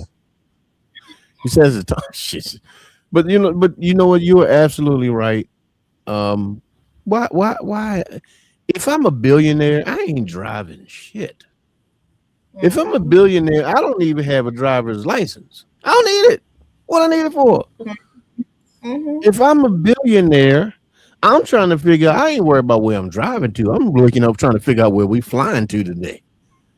Cause I'm a billionaire. I'm doing other shit. I'm not doing regular shit. I'm not doing your shit. I'm doing other shit. And you sitting up here. Look, I'm gonna be drinking while you driving. Exactly. Right. Bruh, if I'm high, I was in the back of the car. It's all his fault. I was in the back of the car, and if they come back there and say, "Well, Mr. McNeil, are you intoxicated?" Yes, the fuck I am, but I was not driving. He was. I'm drunk as shit, so I don't even know why you want to ask me questions. He was driving, so no, we see those are different kinds of problems. So if we should happen to land the plane in Stad or some shit like that, and I get off the plane, and the person that's checking me off the plane says, "Hey, sir, have you been drinking?" I sure the fuck was, but I was not flying the plane. So why is that a question? Why are we even having this conversation? Yes, I am drunk as hell. I'm going to be drunk the whole time I'm here. I promise you, I won't even remember your beautiful city because I'm going to be drinking the whole damn time. Because why? I do other shit. You know, but show me your peasant girls. Exactly. But his ass, he can't think of doing nothing but flipping a goddamn car and sleeping with peasant girls. Yeah, yes, he sleeps with man. Look, I don't mean no harm, but Tiger, now don't get me wrong. If you decide that you want to be with white women, it's fine. That is your preference. If you want white women, in the world. But sir, But Dr. Umar when we need him. you know what? I don't think Dr. Umar even have a conversation with Tiger because that would be the most frustrating conversation he ever had. I would love that. Oh yeah, that would be I would honestly, I think I would pay money to see that conversation though. I would love to hear that conversation because he would rip his ass to shreds. But it's crazy because it's like I said, you date who you decide you want to date. I personally like black women. I am a black woman person. I am not into white women. They're fine wherever they decide they want to be. They're fine with whoever they decide. I don't want a white woman. Okay. I'm cool. I love my black woman. I don't want no other. I want black women. That's why I got a black woman. And so when I look at Tiger, and I think about every time he's ever getting in trouble, who was on his arm? A white woman. Every time. Every time. And even with my guy Shannon, I love Shannon Sharp. That was my dog. But anytime Shannon got in trouble, who was on his arm? A white woman. Mr. Greg, you just said earlier that a black woman would say, "Stay your ass in the house, you drunk." Yeah, I was just about to say, a black woman would have jacked them up real quick, got them right real quick. Mm-hmm. One of the sisters would have like, "Where you taking your drunk ass at?" But a white woman, go have fun, honey. They hoping you crash that motherfucker and don't come back home. They hoping they can cash that $1 billion check. Like this motherfucker gonna crash. He gonna end up in the sea living with SpongeBob, and I'm gonna get all his money. I put a couple pills in your pocket just in case you get sleepy. Just in case you feel like having a little more fun. Like, you want this motherfucker to go sailing drunk. That's what she wants you to do, bro. Like the house, and he was inebriated, and I believe he has pills in his pocket. So call the police. So either way, get him killed. But you know what? I think the biggest thing with Tiger Woods is his celebrity. You know, he can afford lawyers that you and I can't afford. Yeah. And I'm you know, coming from law enforcement, and then where I work now, I can't say it because we're taping. But, yeah. When you can afford high priced lawyers, I'm pretty sure his lawyers told him, if you ever get caught under the influence, do not take a breathalyzer. He took it. And that's where he screwed up. Well, you got to remember, if you take the breathalyzer, you can then refuse the urine test. He passed the breathalyzer though. He passed the breathalyzer? He No, did. he He Oh, did. he did. I thought he killed it. He did. He did. He passed the breathalyzer. Oh, They found drugs. So he women. So he Pill. yeah, because if he was inebriated from drugs, then of course the breathalyzer ain't gonna say shit. That is a different. That's a different test. Yeah. Right. But you can, if you take the breathalyzer, you can say, I don't want the urine test. I already paid for the breathalyzer test. And that's why his lawyers are going saying, hey, let's dismiss. Yeah. That's because they found Rhino 69 in them joints. And there he is. And there he is. That's what happened. Gas station bill. Them damn gas station pills. And they call him Mr. Preston. Yeah. Okay. No, they call him Mr. Tibbs. You damn scared. They call me Mr. Tibbs. But no, honestly, bro, I honestly I get to a point now where whenever I see Tiger Woods, I don't expect to see good shit. I really don't, because it's like he has besmirched his name to the point to where I'm not even proud to say he's black no damn more. Like, just you part Asian, go holler at them. Matter of fact, we give you back to them. You go back to the Asian folk because you fucking up on the black side. Because every time they talk about his accomplishments, well, he's part Asian. Every time he fuck up, well, he's black, right? Yeah. That's how we do. But you know the sign that he still ain't fucked up enough? What's up? Nike haven't dropped it. Well, of course, Nike. What's up, young brother? What's going on? Hold on. Wait a minute. What's going on? How you doing? Oh. That's enough. Damn. He shut that down. Damn.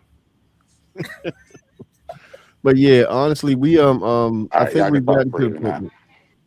Yeah, but I think we've gotten to the point now where, like you said, he has enough money and he has enough celebrity and status to where even the most egregious thing that he could like you said, Jasmine, you said he could have killed somebody.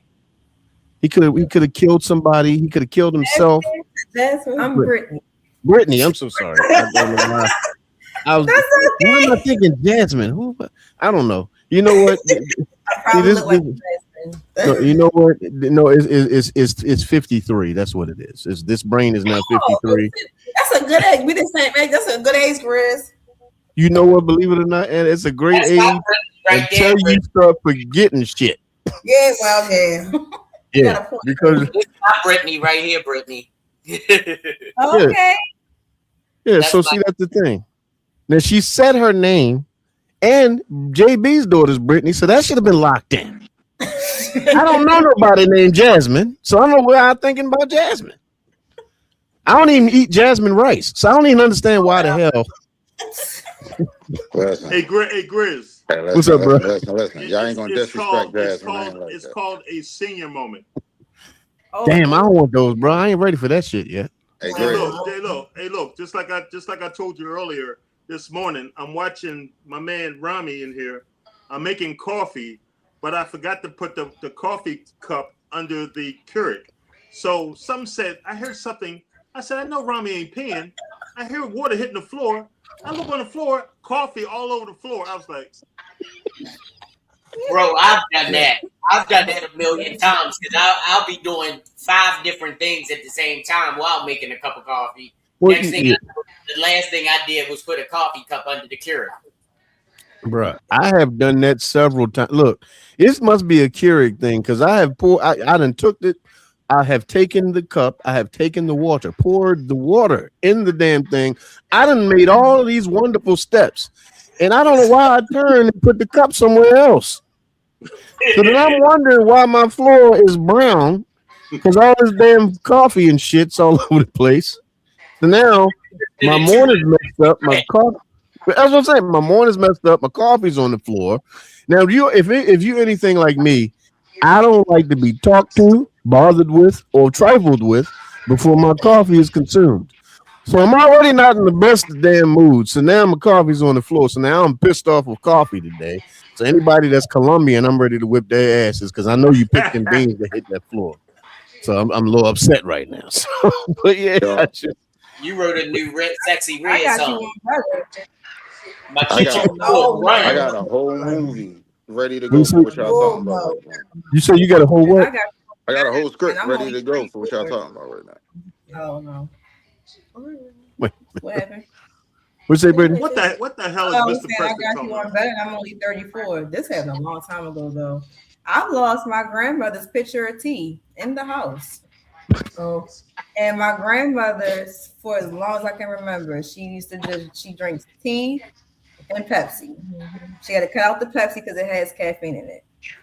She came home and she's like, "Where is my tea? Grandma's in the fridge." No, it's not. I just poured some like 20 minutes ago. It gotta be in the fridge. I'm looking, I'm like, well, god damn it, it ain't in the fridge. Well, where is it? Cabinet. Looking all through the house. I took a cup out the cabinet, then put the tea in the cabinet. Damn. I told you. Damn it. Damn it. That is I hilarious. Bruh. And it's I gotten have worse done as I had a baby. My memory got worse. look, I I can't have remember done my that name with half water. I have done that with a cup of water. I have poured me a cup of water. I got called away to do something. I come back, forgot that I poured this cup of water and I put it on the damn shelf in the cabinet. I've closed the cabinet door now, so that motherfucker gone for however long he decides to evaporate. I go and pour me another cup because I'm like, I know I poured me a cup, but maybe I didn't. So let me go ahead and pour a cup. So then I drink the water. I then go about my day and everything. And I realize I gotta wash the dishes. I clean out the damn dishwasher. I go put away the shit. Yes, where the cup of water sitting right there looking at me like, you stupid motherfucker. So you just leave me here all night. That's what we do. So, I swear, these basically like you calling these senior moments, man. Look, I ain't ready for it. I ain't ready for it because look, Don't do that. That's gonna hurt yourself. I'm not even gonna say that I was already batting 1,000 with my memory because I'm terrible. As you can see, Brittany, I'm already terrible with people's names. I'm horrible. If people don't tell me their names 3-4 times, because I tell people, I tell people a long time ago, if I remember your name on the second go round, that means that either you are important to me or somebody you're connected to is important to me. But if I never commit your name to memory, take that as a hint. You're not memorable. I would say try. I've been told to try. It was called ginkgo biloba. It was supposed to help with that. I have Yeah, to but try. you got to remember to take it.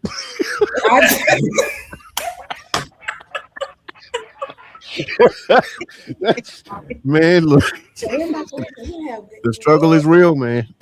I tell you what, funny, Greg. I was one time. You remember? I said, "Where are my glasses?"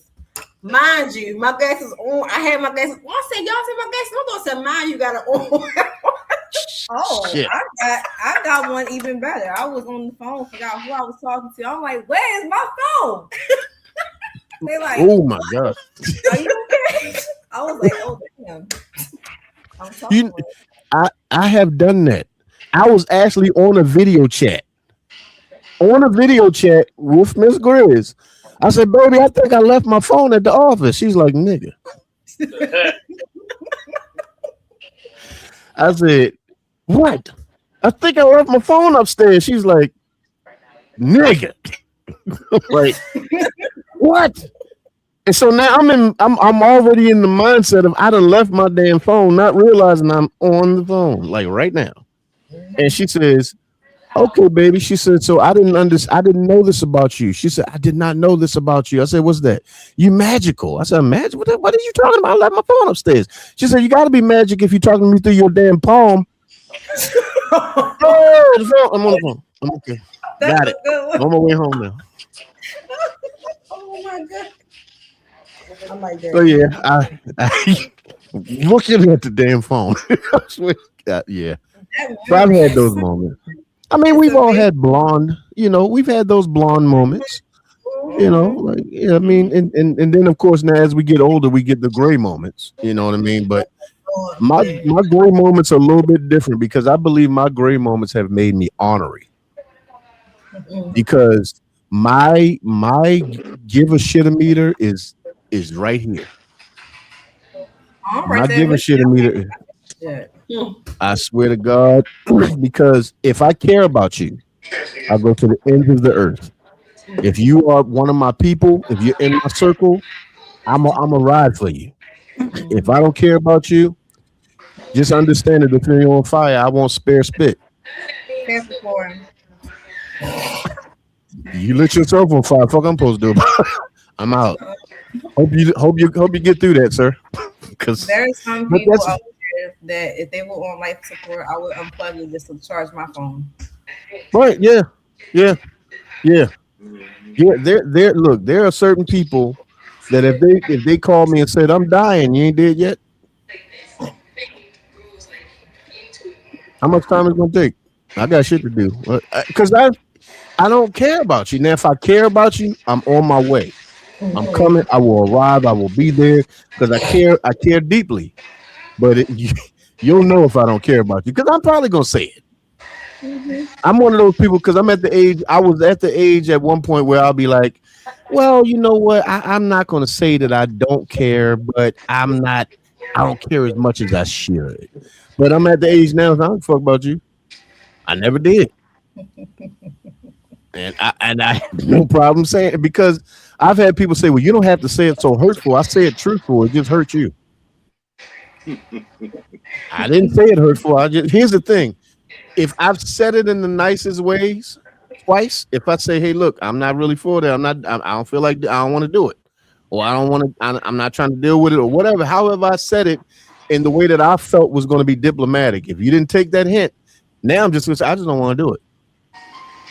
And you're like, well, how do you nicely say you don't like someone? How do you there's no, I mean, you can say, well, I'm not too fond. I guess that's the nice way. I don't know. I think I would be more insulted if you said that shit. I'm not too fond of you. Well, fuck you.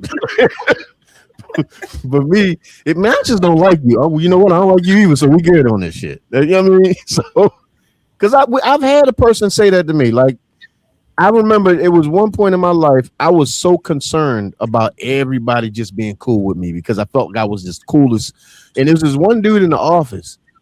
We just never vibed. And one day we was in the break room together. Now, when me and him in the break room, ain't no conversation happening because I'm not fake. He not fake. And then it's just one day we was in the break room and he just happened to turn to me. He said, bro, I just got to say, I really don't like you. Wow. And I turned to him and said, I don't give a fuck. And I walked away. Hey. Okay. You don't like me, but I don't think enough about you to like or dislike. So I don't give a fuck. Bye-bye. Like, only time I think about you if you're standing here. That's it. It just always amazes me when people, sometimes certain things just don't need to be said because it doesn't really matter. And that's one of the things is what benefit is it for you to tell me that you don't like me? I don't care. And you telling me what purpose is it serving? Right. I really don't care. Right. My bills will be paid tomorrow. I'm still going to get a paycheck next week. Right. What? Unless it's affecting my money or my family. Mm-hmm. Okay. Gotcha. But you know what? I tell you what you don't understand, what people don't really understand is Capricorns are very calculated. We're very laid back. We're very, very observant. But there's a part of a Capricorn that you don't really understand and you probably haven't seen because we don't give a shit enough about the moment. We are very violent. Mm-hmm. We can be very violent. Mm-hmm. And you don't know the moment that you're catching me in right there telling me that you don't like me. Mm-hmm. Because you don't understand that your life flashed before my eyes. Because I was one deep breath away from knocking you the fuck out. But I realized that I need my job, and at that point, you would be affecting my job. So I said, I don't give a fuck, and I walked out. But had it been the flip side, you would have really not liked me in 5 minutes. My mom says that's me. That is you. Because I'm the type that I really don't bother anybody. I don't. I don't bother anybody. And it's not I know a lot of people say, oh, it's a cliche. No, I really don't bother anybody. I chill, I mind my business, I love on my family, and that's that. Right. So Right. when something comes my way, when I get quiet, leave me alone. Because I'm giving you a chance to leave me alone. I'm quiet, I'm minding my business, I'm in my lane, and you swerving into my lane. I didn't invite you over here. Just move back over. That's all. Just leave me alone. Yes. First, Listen, yes. first, final, and only warning: leave me alone. When I was younger, 20s, 8s, teens, oh well, they didn't mean it that way. No, they meant it. They meant it how it came out the first time. They meant it.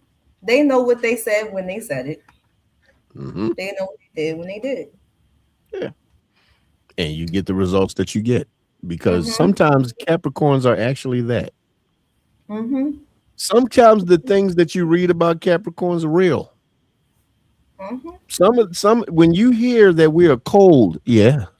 If I don't like you, I'm cold as the other side of the goddamn pillow. If I don't like you, we're cold. and sometimes if I like you, we can get cold because we're one of those zodiacs that really do truly love hard. When we open up, we really do love hard. I'm very loyal to a fault. And when I'm dealing with people that I love, if I'm being wronged or anything, and I'm the first one to take accountability. I will, if I know that I'm wrong, or even if you bring something to my attention and I didn't know that I'm not intentionally trying to hurt you. If I know that I hurt you, I'm going to take accountability for that. Right. But when something happens over and over and over again, it's you take a step back and like, okay, I've said something once, I've said something twice. When you bring something to, if you even attempt to fix it, I know that you care. It may not happen overnight, but as long as you're putting that effort in and I see you trying to fix it, I will work with you. Yeah, we could. We're fine. But if I'm telling you over and over again, I'm not going to say it for so many times. Right. And if I see there's no change, I need to reevaluate some stuff. But once I'm out, I'm out. That's it. I'm done. That's it. That's why we love so hard, because when I love hard, I'm going to love you. And I'm not going to walk away until I know this is done. Yeah. Family, relationships, friendships, no matter what it is, any type of shit. Yeah. Once it's done sink, once the hole starting in the bottom of the ship, I'm out. That's it. I'm not sticking down with it. I'm out. And there's no coming back. I've told people many times, my tires are too bald to turn the corner, to spin the block. I got too many bald tires to spin the block. Once I'm done, I'm going straight. I'm not fucking with you no more. If you ever send me a hey big head text, this shit's gonna end bad for you. Really bad for you. Cause see, I'm the type of motherfucker. See, here's me.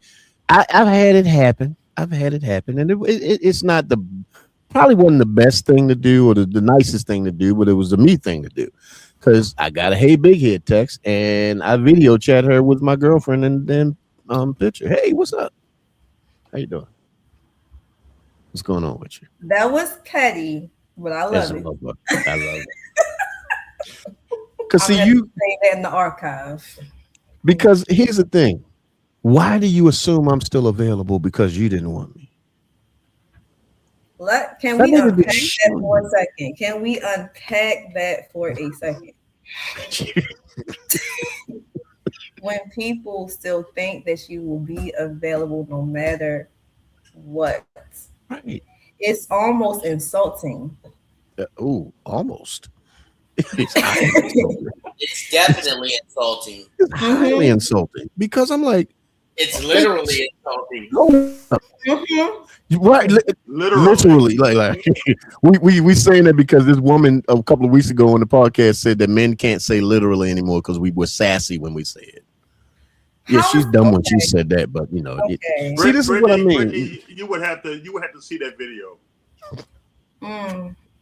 Yeah, this woman But had yeah. a list of words that she didn't want a man to say. that men can't. We can't say ouch because why you hurting, bitch? What? What? Okay. I can't say moist. If I had a cake, if I had a moist cake, well, you can't say moist. Why you moist? What's moist?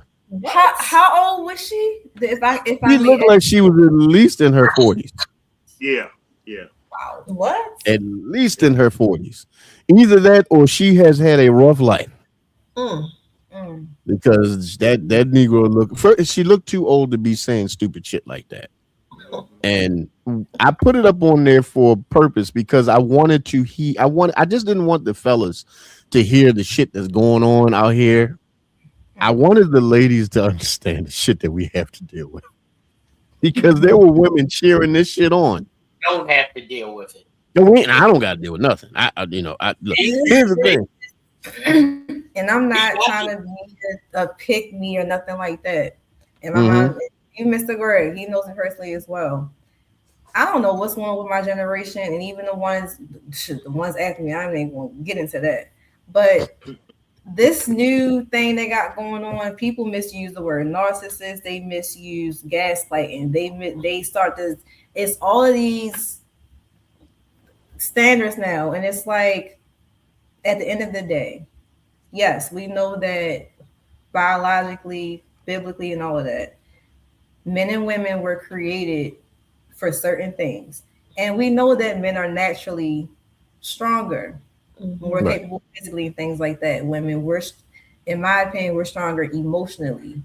We can tap into those much easier than men because of how you guys are raised. You're raised to be strong and don't cry and don't do this and you can't do like. But at the end of the day, that does something to your mental as a man. You can't show your emotion. You can't tap into your emotion. And if you do tap into your emotion, it has to be between you and God and no one else. Right. And when these women come up now, it's you can't say this and you can't say that. And when you take me out, you're going to pay for my babysitter, for my child. And it's like, how dare you?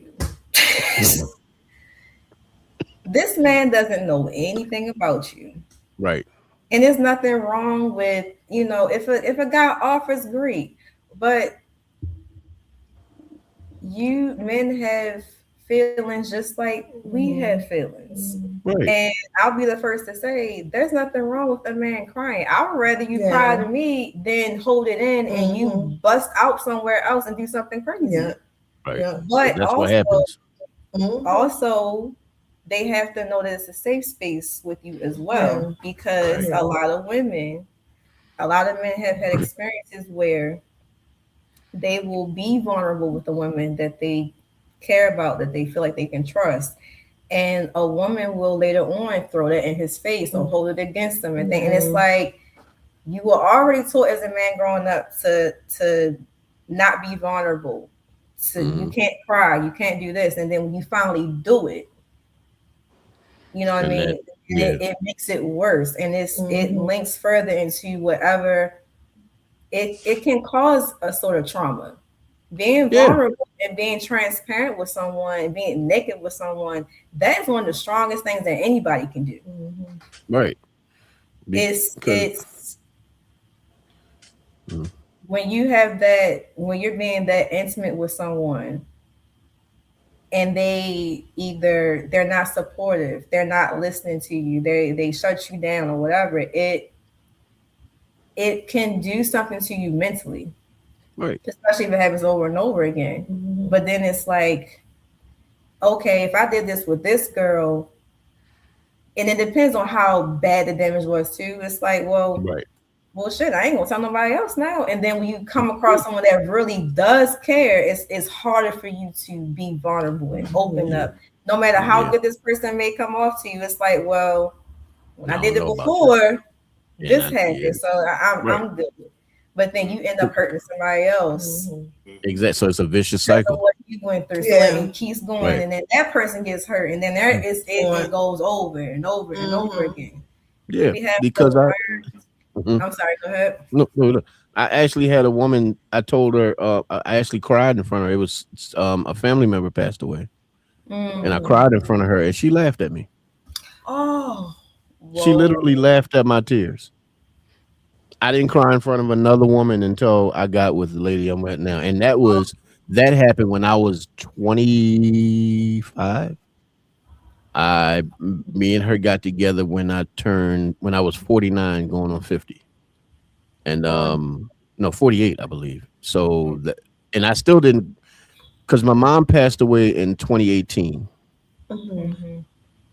I didn't cry until the pandemic of 2020 because I had to be there for the rest of my family. So then when me and her got together and my mother's birthday came around and I was crying and I didn't know why. So it didn't dawn on me that was my mother's birthday. And I'm crying. And out of the blue, my sister calls me to check on me because she remembers. And then when she calls to check on me, I'm crying. But the entire time I'm crying, she's holding me. Not asking questions, no questions, just right there. Yeah. That's why the bond with her is forever. Yeah, you know what? As for a man, it's hard for a man to show emotion because when you meet somebody and you've been dating for a little bit, and I remember one night not too long ago, I was watching a movie with somebody very special to me, and I'm watching this movie and I'm looking at her, and then all of a sudden, tears start. What did he say? You're not that subtle, bro. We know who you're talking about, but go ahead.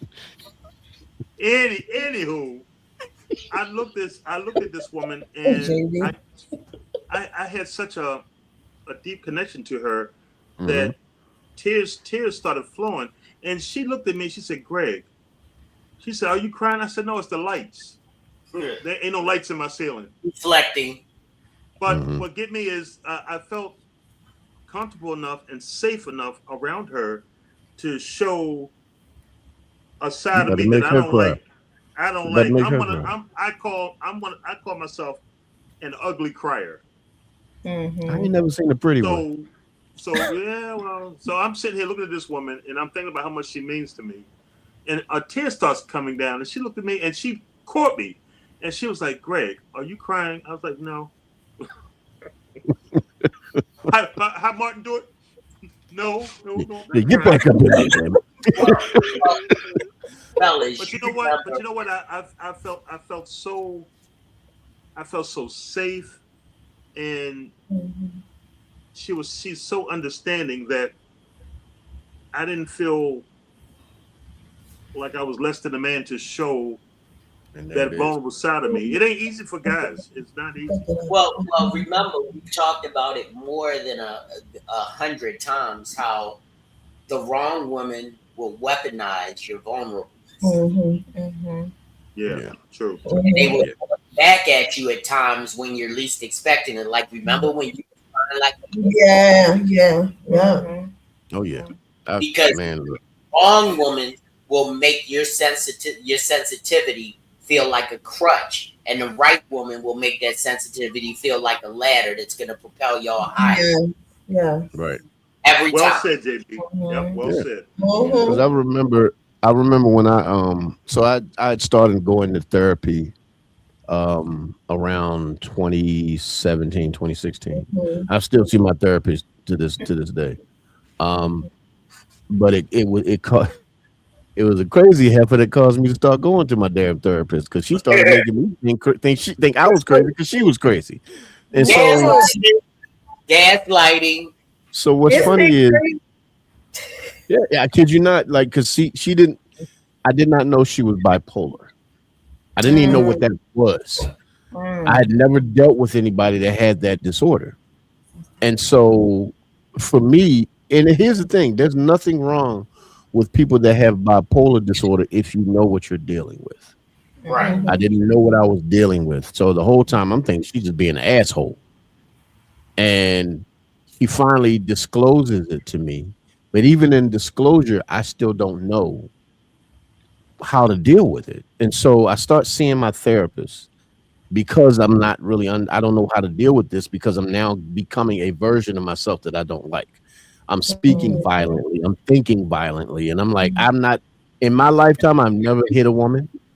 I've never beat on a woman. And I'm proud to say that I've never done any of that. She's the one I came the closest to. I was about to knock that motherfucker out, but I didn't do it. So I started seeing the therapist, and he unpacked a lot of stuff in therapy. I have spoken extensively. I have no fear about it. I have spoken extensively about what happened between me and a former babysitter, where a former babysitter molested me at 9 years old. And it caused me to have so many relationship problems with women. I was afraid.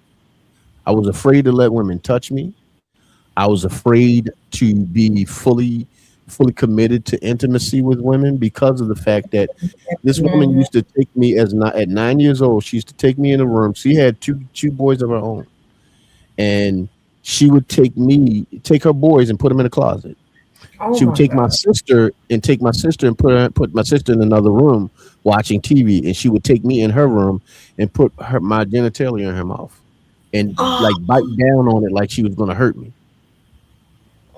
And she would always tell me, if you say something to your mother, I'm gonna bite this off and I'm gonna kill her.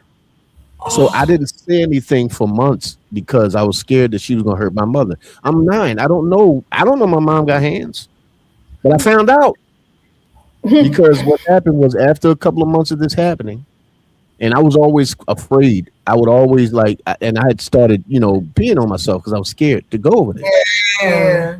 So my sister one day, apparently something happened with whatever show she was watching, and my sister walked in the room and caught her. And my sister, I was praying. I was praying. I said to myself, "Don't say nothing to mommy because she's gonna hurt mommy. She's gonna hurt mommy." She told my mother. My mother pulled me in the room, not like I did anything wrong. She said, "Baby, I need you to talk to me." And I'm sweating. I'm so scared because I really think I'm believing that she gonna hurt my mother. Yeah. And so I just broke out and I told my mother everything and this, that, and the third. And my mother, I had never heard her cry like that because she felt like she didn't protect me. But boy, the next day, my mother and my stepfather, because the lady lived like cat-cornered from us. She lived across the street. I'm sorry, you said how old was she? Believe the lady was and she's in her 30s. She was in her 30s. Oh my God. Yeah. And so we walked across the street, and my stepfather, he kept me out in the hallway. But all I heard was this boom, crash. And I'm hearing this fighting going on. And I'm thinking that this woman is killing my mother. But my stepfather goes in there to get my mother coming out. My mother, she's flailing all over the place. I happen to look and see this woman. I ain't never seen nobody get beat so bad steam came off their body. My mother beat the ghost out of this bitch. Like it was ghost particles coming out of her. I was just like, shit. Mom got hands. Hold up. So, but that goes to show like as Jesus that night. Yeah, but it took a long time for me to be able to say that because I always felt like women would judge me if I spoke on that. Yeah. I was afraid that, but I'm at the point now where it's like that's the truth. That's the truth of my life. And if you have a problem with it, you don't need to be around me. She almost died. No. I mean, I know that part. So after the fact that she's going to get locked up or something. So what was the end result? If you can remember, she didn't get. My mother didn't report it because I think at that time this was the 80s, and so at that time, bringing the cops in the stuff, my mom probably would have got locked up as well. Yeah. And so it was just basically you fucked up, you got fucked up. Yeah. It was one of those types of things. But now the neighborhood knew about. They didn't know what happened to me, but they knew that her and my mother were no longer cool. And because the neighborhood was cool with my mother, they weren't cool with her no more. because they knew that if Miss Inetta had that kind of problem with you, that was you were the problem. Yeah. You were the problem. And a lot of people didn't like the lady. I don't never say her name because I would never.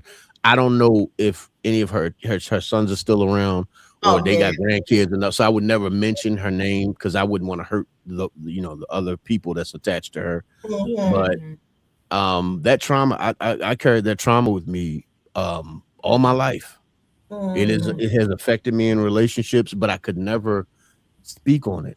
I could never talk about it because every time I thought about it, and ironically enough, years ago, I saw her again. Now I'm out here, out here in Owens Mills, and I went to the Giant out here. No, it was either that or the Shoppers. It was Shoppers. So I went into the Shoppers out here, and she was coming out of the store. And now, mind you, I am not a small guy. I could probably beat up a lot of big dudes.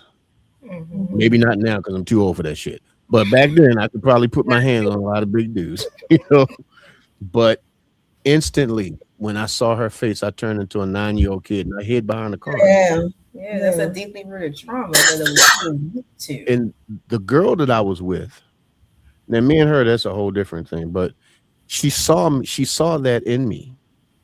And the only time I could ever remember her being remotely protective or anything like that was in that moment. And I never had to tell her what it was. She saw my face and she saw I don't slink down to people. I don't shrink for people.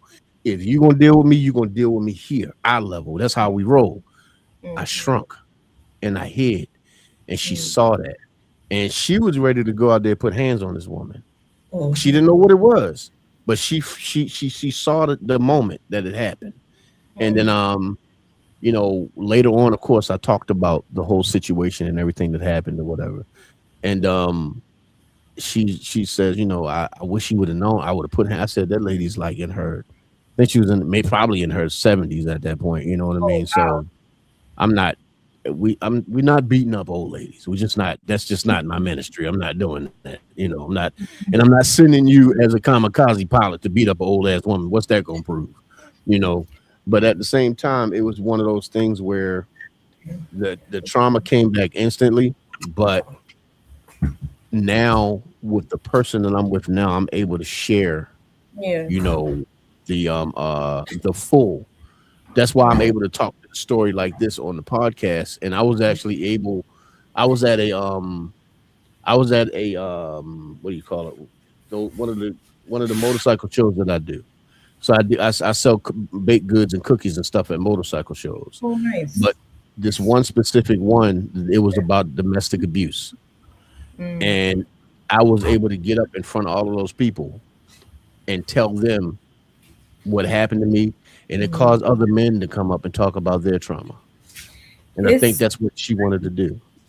It's crazy how many men and women have been raped, molested, but it's astounding how many Black men from all generations, decades have been like it's crazy to me when I hear these. It's like I can, off the top of my head, I probably know about 4, maybe 3 or 4 men on the top of my head that have been molested that I know about, and that's crazy to me. And it's different age groups. It's not just honest. It's like your age range is teenagers, 30s, 20s, 40s.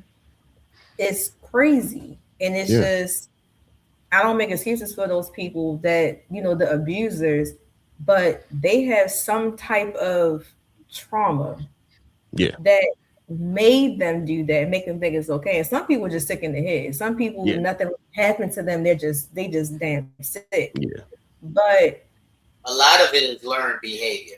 Yep, that's it. Yep, is they seen it happen or it happened to them. And then they pass on to somebody else. Or some of them, like I listen to it's a podcast called Morbid. I listen to that and they go over crimes and things like that. And a lot of those I hear, some of them, they do weird stuff when they're little, and then they grow up because nobody caught it. Yeah. Was like, hey, why are you thinking about killing a cat at the age of 5? Right. Picking something up is, you know what I mean? Nobody. Yeah, exactly. And it's like, they get more curious, and it gets worse and worse and worse, and then they experiment. Exactly. It's just, and the psychology is just it's always been fascinating with me with the psychology. It's just where's something when you came up, what broke when you were what broke, and at what point did it break for you for this to happen to you? To do that. Yeah, because I think what happened with me, and this is what my therapist explained to me, is I became a protector. And so like I'm like crazy, insanely protective of children. Like you can leave your kid, you can leave your kids around me, and you ain't gonna catch a scratch on their forehead, because I don't play no games when and if I catch a hint or a hair of somebody inappropriately coming through, trying to talk to, touch anything with a kid, God bless you. God bless you, because the things that I'm going to do to you probably shouldn't have been allowed, and it probably ain't. It's probably illegal, but it's going to happen. Because if because I'm highly protective of children. Like I remember one day, and I've always been like this. My niece, she's comfortable. Of course, she loves me. She's comfortable. You know, she climbing all over me like I'm a jungle gym or something like that. And she went to sit on my lap, right? But she went to sit on my lap facing me. Oh no! And I remember grabbing her like not roughly, but like sternly. And she looked at me and said, "Don't ever sit on a man's lap like that. Never. I don't give a damn who it is. I don't care if it's your father. I don't care. Don't ever." And she didn't understand, but I think she could understand that I'm not mad at you. Yeah. Yeah. I'm teaching you. Yeah. And if I ever see that, now if she had turned around, curled her knees up and curled up inside like that, then that's different. But she had her legs about to open her legs around. No, baby. No. I understand you're comfortable, but that's a no. Don't ever do that. I don't care who it is. And I told her, if anybody ever tries to get you to sit that way, you come talk to me. You come talk to me, because when you come talk to me, I'll make sure they can't sit that way no more. Yeah.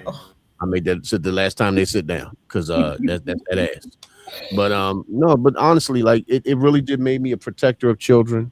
It made me understand the true innocence of kids, because the fear that I had, it was even at that age, I'm protecting my mom. Instinctually, I'm protecting my mother. I don't even know it. I'm protecting her out of the fear of what this woman, because she's a monster to me at that point. So as a monster, I don't know my mom can beat up a monster, because this woman, because whenever I'm around adults before this happened, I never saw an adult as scary or evil or mean or anything like that. Every adult that I had in my life was wonderful until her. And then when that happened, I was scared to be away from my mom for a long time. I was scared to be away from my mother. I was scared to be away from my stepfather. Like if I didn't go to my aunts or just my aunts or my dad or grandma, I wasn't going nowhere. No adults. I didn't trust them. I was scared because I didn't know what could possibly happen. You know, so and it like I said, it affected my marriages. It affected relationships that I would have. It affected just a lot of different things in my relationship. And because I was so afraid to speak on it, I was so afraid to talk about it, because I didn't feel safe enough in my relationships to be able to talk about it. And then it wasn't until, you know, me and Ms. Grizz got together to where I was able to openly and freely speak on it. Because it was the first time I could honestly say, I'm not less of a man because that happened to me. And I'm not less of a man because of what effects that it had on me. Mm-hmm. I had to really understand that regardless of that, that was what was done to me. Mm-hmm. But what I eventually became was someone who, I mean, it did have one effect where I protect children, you know, but I became somebody who didn't understand how to open up or be vulnerable in a relationship. Whereas now, he'll tell you, I can be like a big ass kid, but I'll be standing in front of people like, all right, baby, come on, that's enough, that's chill. And then when everybody leave the damn room, I'm laying up in her damn lap like a baby, curled up like a damn baby. Because you know what? I'm safe there. Mm-hmm. I'm safe there. And believe it or not, if she knows for a fact that if anybody ever was to step to her, just sell a house. Just sell a house. Just sell a house. I need bail. Sell a house. Because it's gonna get bad. But but at the same, it's just one of them things where being able to talk to somebody, being able to communicate, being able to have somebody in your life, like Bass, when he looked at you and he got that tear in his eye, that was not just love. That was for the first time in his life finally feeling safe. That feeling, especially for a man, and even for women, because I'm not a woman, but I could imagine, like even with my man JB, because JB, like when you find that person that you know for a fact that you're safe, you know that bubble exists with just y'all two. You know that even though you have other people in your circle, there's one circle designated for you two, and can't nobody come in, and ain't nobody leaving out. And so you understand where you are, and when you finally have that moment of say, I've had the single tear moment. I've actually woke up in the middle of the night, looked over at her, watched her sleep, and just smiled. Now, had she woken up, she probably would have thought I was a serial killer. So I'm glad she didn't. But I just had that moment where it was just like, damn, like, thank you, God, because my heart is safe for the first time in my life. My heart, my spirit is safe. I'm able to be the full version of me that I was never able to be before. And I'm fearless now because of the fact that regardless of what everybody else think about me, I already know I got her.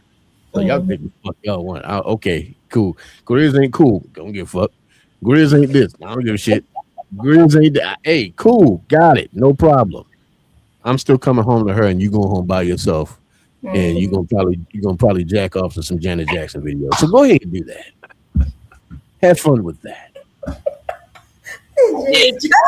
Janet Jackson. Oh hey, my look, goodness. I'm 50-some years old. I still think Janet's fine. Beautiful. That girl nice. Yeah, that girl nice. But no, But but I do have a honestly, question though. yeah. You opened up. That was a lot. And first, thank you for being that open, because I don't know, are people listening to us? Yeah. We got a couple of people listening. Yeah. Okay, because I know that can really help, especially young Black men. That can really help, because a lot of times we don't talk about healing from trauma and going to therapy, and it's always been, I know someone, I'm not going to put them out there, but someone will open up to me and say, I want to go to therapy, and I thought about, I really need it, but my mom said, no, don't go. No, you're okay. And it's like, she put herself in therapy anyway. And I said, I'm proud of you. That was a big step. And it was more so the mom being selfish and thinking about herself, because if my daughter goes to therapy, then it's going to reveal what I did wrong as a parent. And then it's going to, you know what I mean? And my question to you is, for anyone, especially Black men, that have gone through the same thing or something similar that you've gone through, and they know that they need therapy, have come to the grasp that they do need it, but they're still afraid to take that step to actually heal, because healing is ugly. Right. It's nothing pretty about it. And it uncovers a lot of stuff that you probably don't want to go there, but you have to go there to get through it. Right. For the ones that are afraid to do that, but they do want therapy at the same time, what would you say to those type of men? Can I take that right quick? The thing is that fear should always be the catalyst to change. Like, it doesn't matter what you're fearful of. If the first step towards getting that fear away is facing it, like from trauma, from stage fright, from fear of heights, fear of flying. I am terrified of flying. I have flown and I've tried to deal with that, but it still hasn't gone away from me. But I'm open with it. I don't have a problem with, the fear. I just have an election. I don't have to elect to fly anymore. So, but the idea is that you have to take that first step to say, I want to do it more than anything else. And it doesn't matter what that fear is. It's just that taking the first step to healing is you making that step. It's not taking that step. It's making the step towards healing. And it's not just finding a therapist. It's finding the right therapist. Exactly. It's finding the right person for you. It's finding the right catalyst to get you to that point. People have been to treatment for drug abuse year after year after year. It's never worked until they found the right program, the right therapy. So everything's about finding the right fit. Exactly. Absolutely. I've gone through therapy. I have to get back this insurance issue, but I started therapy last year for a lot of things I had going on. And the first therapist I had, she was nice, but I didn't really connect with her that well. But she was nice, and it was more so we were getting in. Oh, so what's going on? What you want to talk about today? And it was like I had to lead the conversation.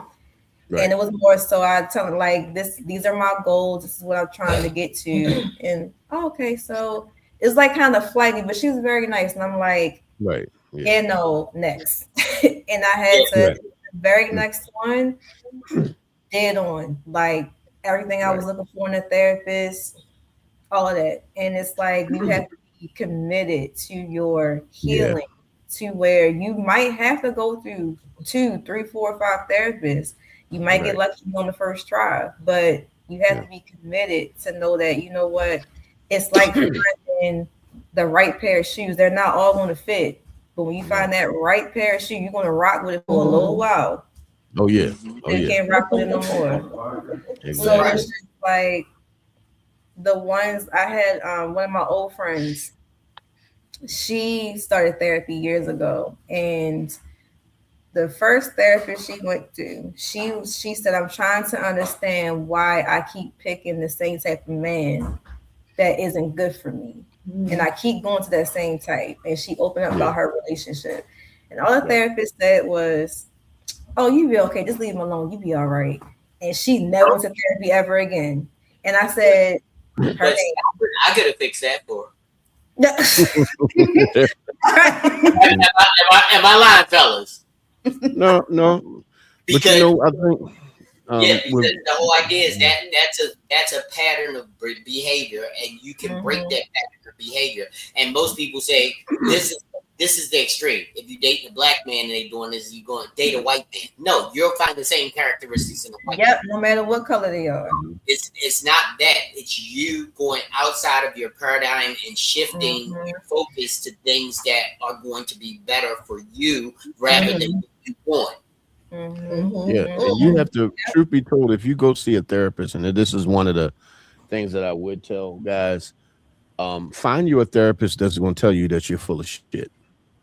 And keep it wrong with you. Because my therapist, I remember I was telling him about all of these horrible things that my first wife did, and these horrible things that my second wife did, and this girl did that, and this girl did this. And I remember he sat there for a minute, and this is when we were doing in-office visits.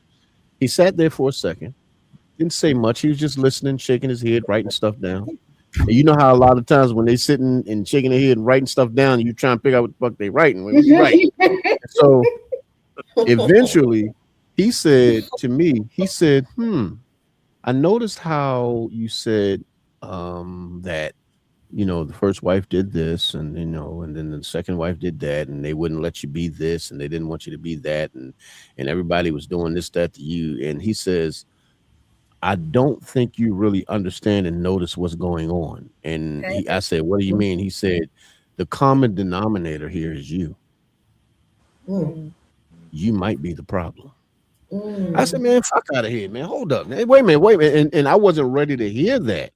But I remember when I went home, I was mad as a bit. But then I had to really like, damn, am I actually? So then I started really unpacking. And then I started realizing, oh, wait a minute. I'm not kind. I'm nice because I want something. I'm manipulative because I want something. And then the moment that I don't get what I want, I scorch the earth around them. I can't do that because then when somebody does that to me, they're the worst person on the damn planet. But shit, he told me something that I will never forget. He said, you may have been their greatest teacher because they may have learned how to do that by watching you do it. I said, Nick. Okay. So then that's when I started really looking at, and I said, when looking in the mirror, man, look, that's some painful shit. Because I remember looking in the mirror one day and realizing you are a terrible person. Because I'm telling people all of this time, I'm a great guy. I'm a good catch, and I'm a this, that, and the third. No, you're not. You should have been thrown back years ago, nigga. You ain't shit. And I wasn't. I was horrible. I was. If I couldn't get something out of you, then you were the problem. Oh, I do so many things for her, and she can't do. Well, you doing it because you loved her, or you doing it so you can get something back? You got to recognize what that reason is, recognize what that situation. And then when I realized, and that's why Dion is amazing. Yeah. That's why Dion's amazing, because he not only led the conversation, but he allowed me to think my way through a breakthrough. Because he said, you're smart enough to think through this. I just need you to use the real part of your brain and not the victim part of your brain. He said, you've used the victim part of your brain so long that you're comfortable being a victim. It's easier for you to be a victim than be accountable. And that's why now, at this point in my life, I don't do nothing but accept accountability. Because I'll tell you in a minute, like when my second wife, that was my fault. I cheated on my second wife. I have no problem telling people that, and it wasn't her. And I'll tell people in a minute, that was not her, because I don't give a damn what the situation is. Cheating on somebody is always going to be you. You can't blame cheating on another person on the other person because they had no parts in you. Because I've always said that you got steps to cheat. You got your clothes to put on, the phone call to make, the steps to walk down, to get outside, the car door opening. You had all of those different moments to think about not doing this. But you did it anyway. So it's nobody else's fault. It's yours. Because at the same time that I stepped out on her, I could have just said, you know what, let's fix this, or I don't want to be here no more. Instead of trying to do damage and destroy her heart, I should have just manned up and just became whatever consequences came from me telling her I didn't want to be there. I should have just did that. But instead I took the coward's way out. And I had to realize, damn, I was a coward. So what I have done now, me and her are the greatest of friends now. Why? Because I put in work, because that was my friend. And I hurt my friend badly. And I put in work so that she can trust me as a friend again, because I took accountability for the part that I played in it. And I told her, and she'd tell me I wasn't perfect. I said, I don't care how imperfect you were, you don't deserve to be harmed purposely. Because I don't care what anybody says, treating on somebody is harming them purposely. You know what's going to happen. You know how they'll react. You know the effects that you can have if they find out. Right? Or when they find out. And so there's no clean or clear path to saying, well, you did this, so that's why I cheated. No. You cheated because you're selfish. Cheating is a selfish act. And so for me, once I was able to understand that, I would never like, please. I don't give a how pretty you are. Okay. You know what? You You can ain't be my as beautiful as the world. I'm good, baby. I'm good. Because let me tell you something. There's a beauty that she has that you would never capture. Because I don't see her with my eyes anymore. My heart has seen her for years now. So you will never get that close for me to be able to see you here. I can see you here. You look, girl, you fine. Take your fine ass over there. We good. Because I'm over here with this. I'm over here with it. And so she But would, you know believe what? it or not. What's up, bro? But you know what give me grizz when you tell somebody that you love them, but you hurt them. And you know we're human. We make mistakes. Right. But some people, like you said, accountability. Some people, it's so hard to say I'm sorry. It's so Right. hard to say I fucked up. Because It's they don't so believe hard. it. They don't It's so believe it. hard. They know it, but they don't believe it. Yeah. It's easier to say when you're true and honest and upfront, and you really want that repentance. If you're just doing it to get back on good terms, then it's gonna be hard. It looks They're different. empty words. It's just empty words. You're just Right. trying to clear the air and just trying to smooth things over, but it's temporary. And it's just Yeah. me and my mom, Mr. Gray, we were just talking earlier. Like, I'm really big on accountability, and it's really not hard for me to say, you know what, I was dead wrong. Sometimes I don't realize until it's brought to my attention, but sometimes it's some people think that, well, not people. It seems that saying I'm sorry, I apologize, it seems simple, but a lot of times it's not that simple for people. Some people, it's something that you really do have to learn how to apologize sometimes. Right. Right. When we are kids, I have a daughter, she's on too. Sometimes I'll get frustrated, and she's only 1.5. And I have to remember, Brittany, there's a lot she does not know. She's still learning. Everything is new to her. Even if she says she's still learning, everything's going in her mouth. She's trying to do this, trying to do that. And so I'll just, Anaya, stop. And I had this one time I stopped and I was like, I grabbed, I was like, I'm so sorry. I know she didn't know what I was saying, but it was like, but she can feel my energy. It's like, mommy, sorry. Because we have to apologize to our children. And a lot of parents, a lot of older generation, they weren't taught that it's my way, this way, and that's it. You're gonna do what I say. It's like a dictatorship. It's not a parent-child relationship. It's supposed to be respect both ways. Yeah, you're not supposed to, let your kids run over you, but you have to respect your children too. That's how you build the trust. But with apologies, man, it's you have to learn how to apologize so it can be easier for you to apologize. But we also have to do the apologizing as well. It has to be a give and take. If you just want somebody to apologize to you all the time, right, you have to apologize to people as well. So they learn on both ends. Exactly. And not just apologizing, changing your behavior. Yeah, but there's this line that you have to maintain as a parent, that you are the parent. Right. Exactly. And that's what I'm saying. Exactly. The problem is a lot of people have blurred that parent-child line and made it, you're my friend. Yep. And we are not friends. You are not my friend. We're not. I am responsible for you. So there are things that I will say no and mean it. And there are things that we can discuss and I'll see whether it's the best for you. But I can recognize you as a person, but you have to recognize me as the person that makes sure you make it every day. Because you're doing what's best, even if they don't feel like it's the best thing. And it's just, I'm telling you. I love you. I have given my mother a time at times. I wasn't horrible, but times where it's just, I just felt like, she just don't want me to have fun and all that. And it's like, no, she's been here longer than me. And she's been my age before. And what I'm doing right now, she's done this and I see how this can go, and I don't want you to go that way.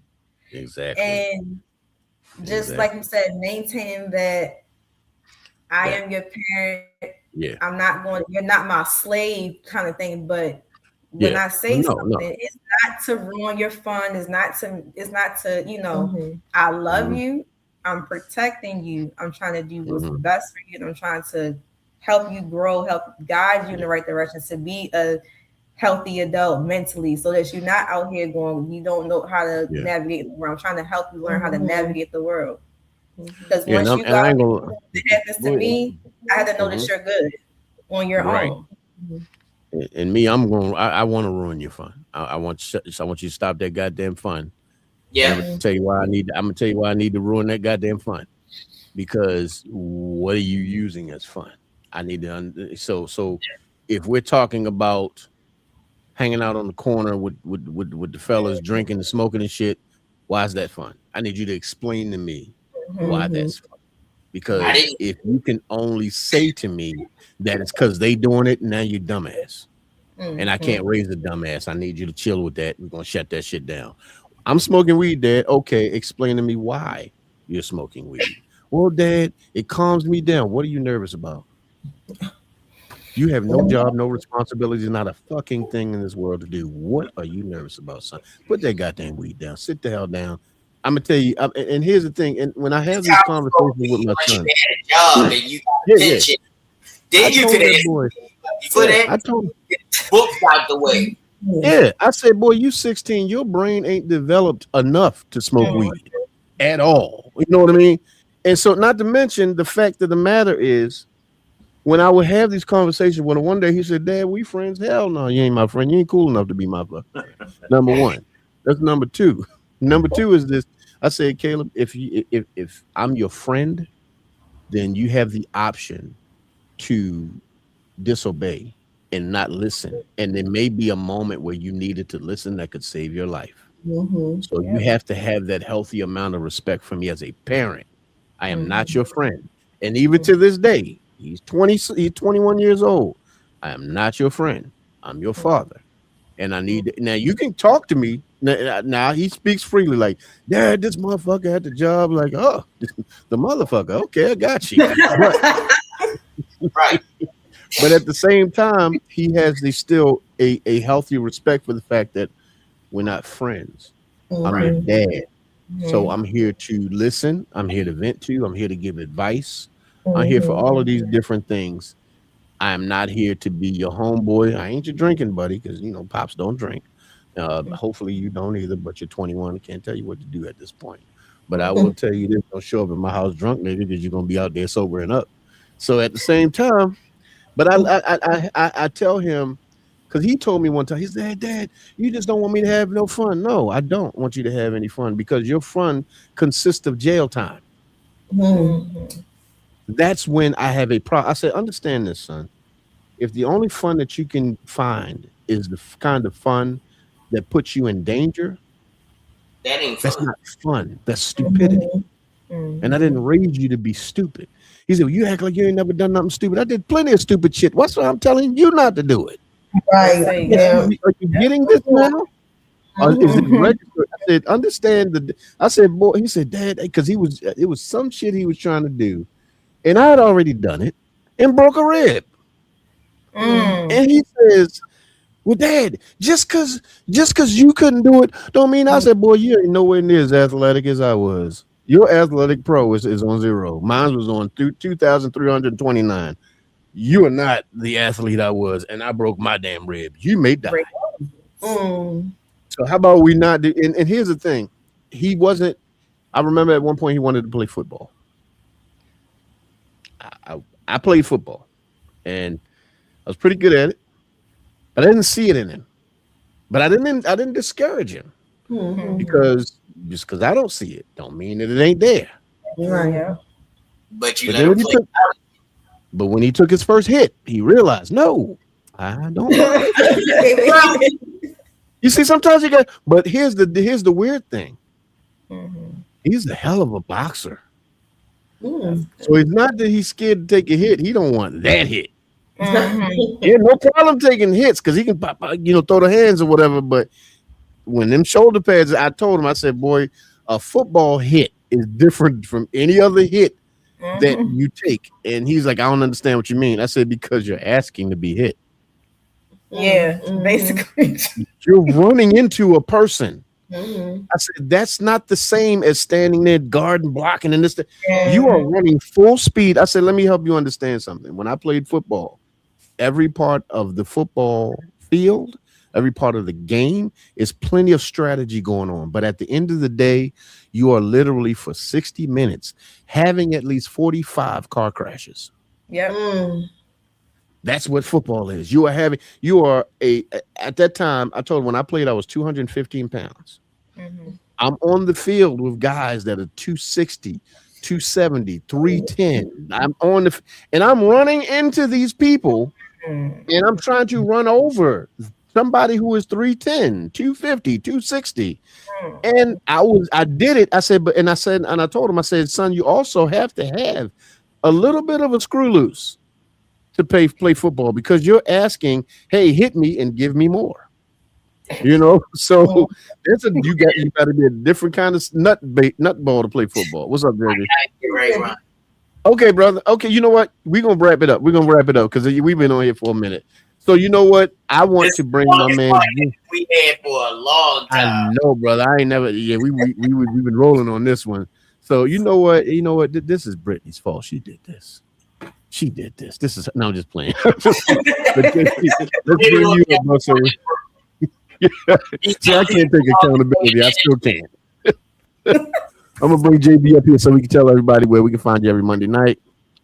Grizz, amazing conversation, but I have to be at the great Morgan State University in less than 7 hours, so I have to go. But let me tell you this: Monday nights, 8:05, the Grown Man Click podcast. Where last Monday we featured Anna's artistic work on our stage, and it'll be on our stage every week. You missed it, but you can always see the replays on YouTube or Facebook.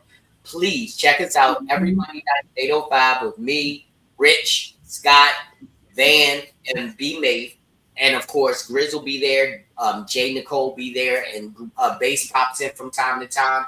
Please check us out. We're on YouTube and Facebook every Monday night at 8:05. Thanks, Grizz. Absolutely. And this is what he was talking about, everybody. Yeah. Right here. Yes. So these are Anna's creations. Yep. This is the one that she made for Mrs. Grizz. I don't know if Anna knew she was doing this, but this is a Raven household, and she gave us Raven colors. Damn it! So that's what I'm talking about. You know what I'm saying? And so, Miss Anna, why don't you let the folks know? Exactly, Miss Anna, would you let everybody know what you got going on and where they can come get these? Okay, but they're actually bottle lanterns, wine bottle lanterns, or however you gonna say it. You can use them. Decorate your house, give cookouts. This for all. I think it brings like a little essential with aura, something like that. But I've gotten I just made we're in Virginia right now for our Passover as observers. I'm Hebrew Israelite, so it's my daughter, so that's our religion. So I made my cousin and his wife two like an earth tone base those. He was there when I was making them. And her green set, and she was like, "Oh my goodness, can you come down here? We having they have like a vending event in that area." I was like, And the one she gave it had the light in there. Yes, a light in there. Can you able to turn the light off and show everybody? Of course.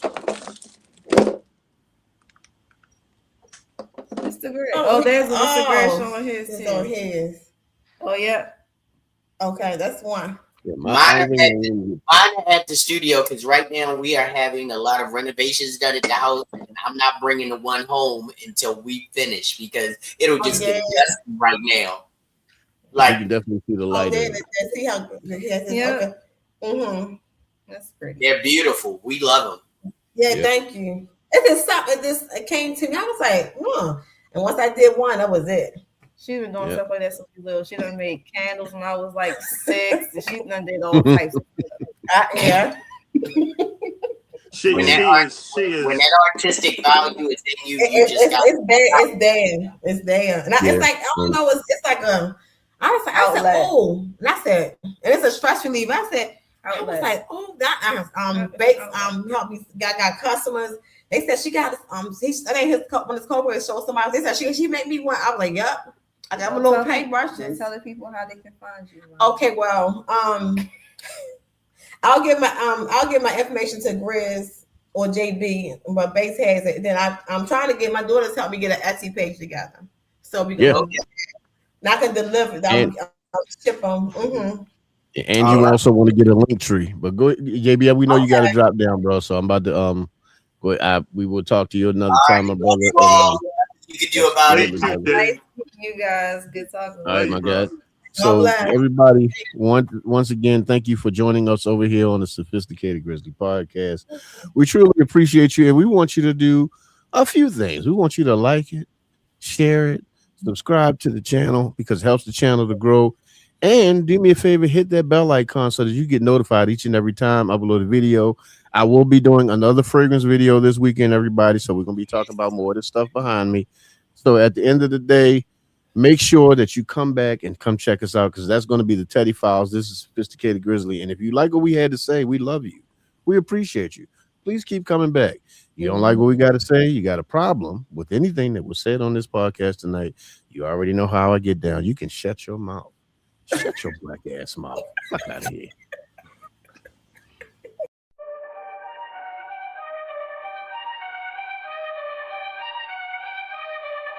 Sophisticated Grizzly. Mostly. Passion. Caution. Dedication. Caution. Fragrance. Fragrance. Sommelier. Caution. Deariss Teddy. It's time. Caution. Deariss Teddy. Grizzly. Sex appeared in caution. Passion. Caution. Dedication.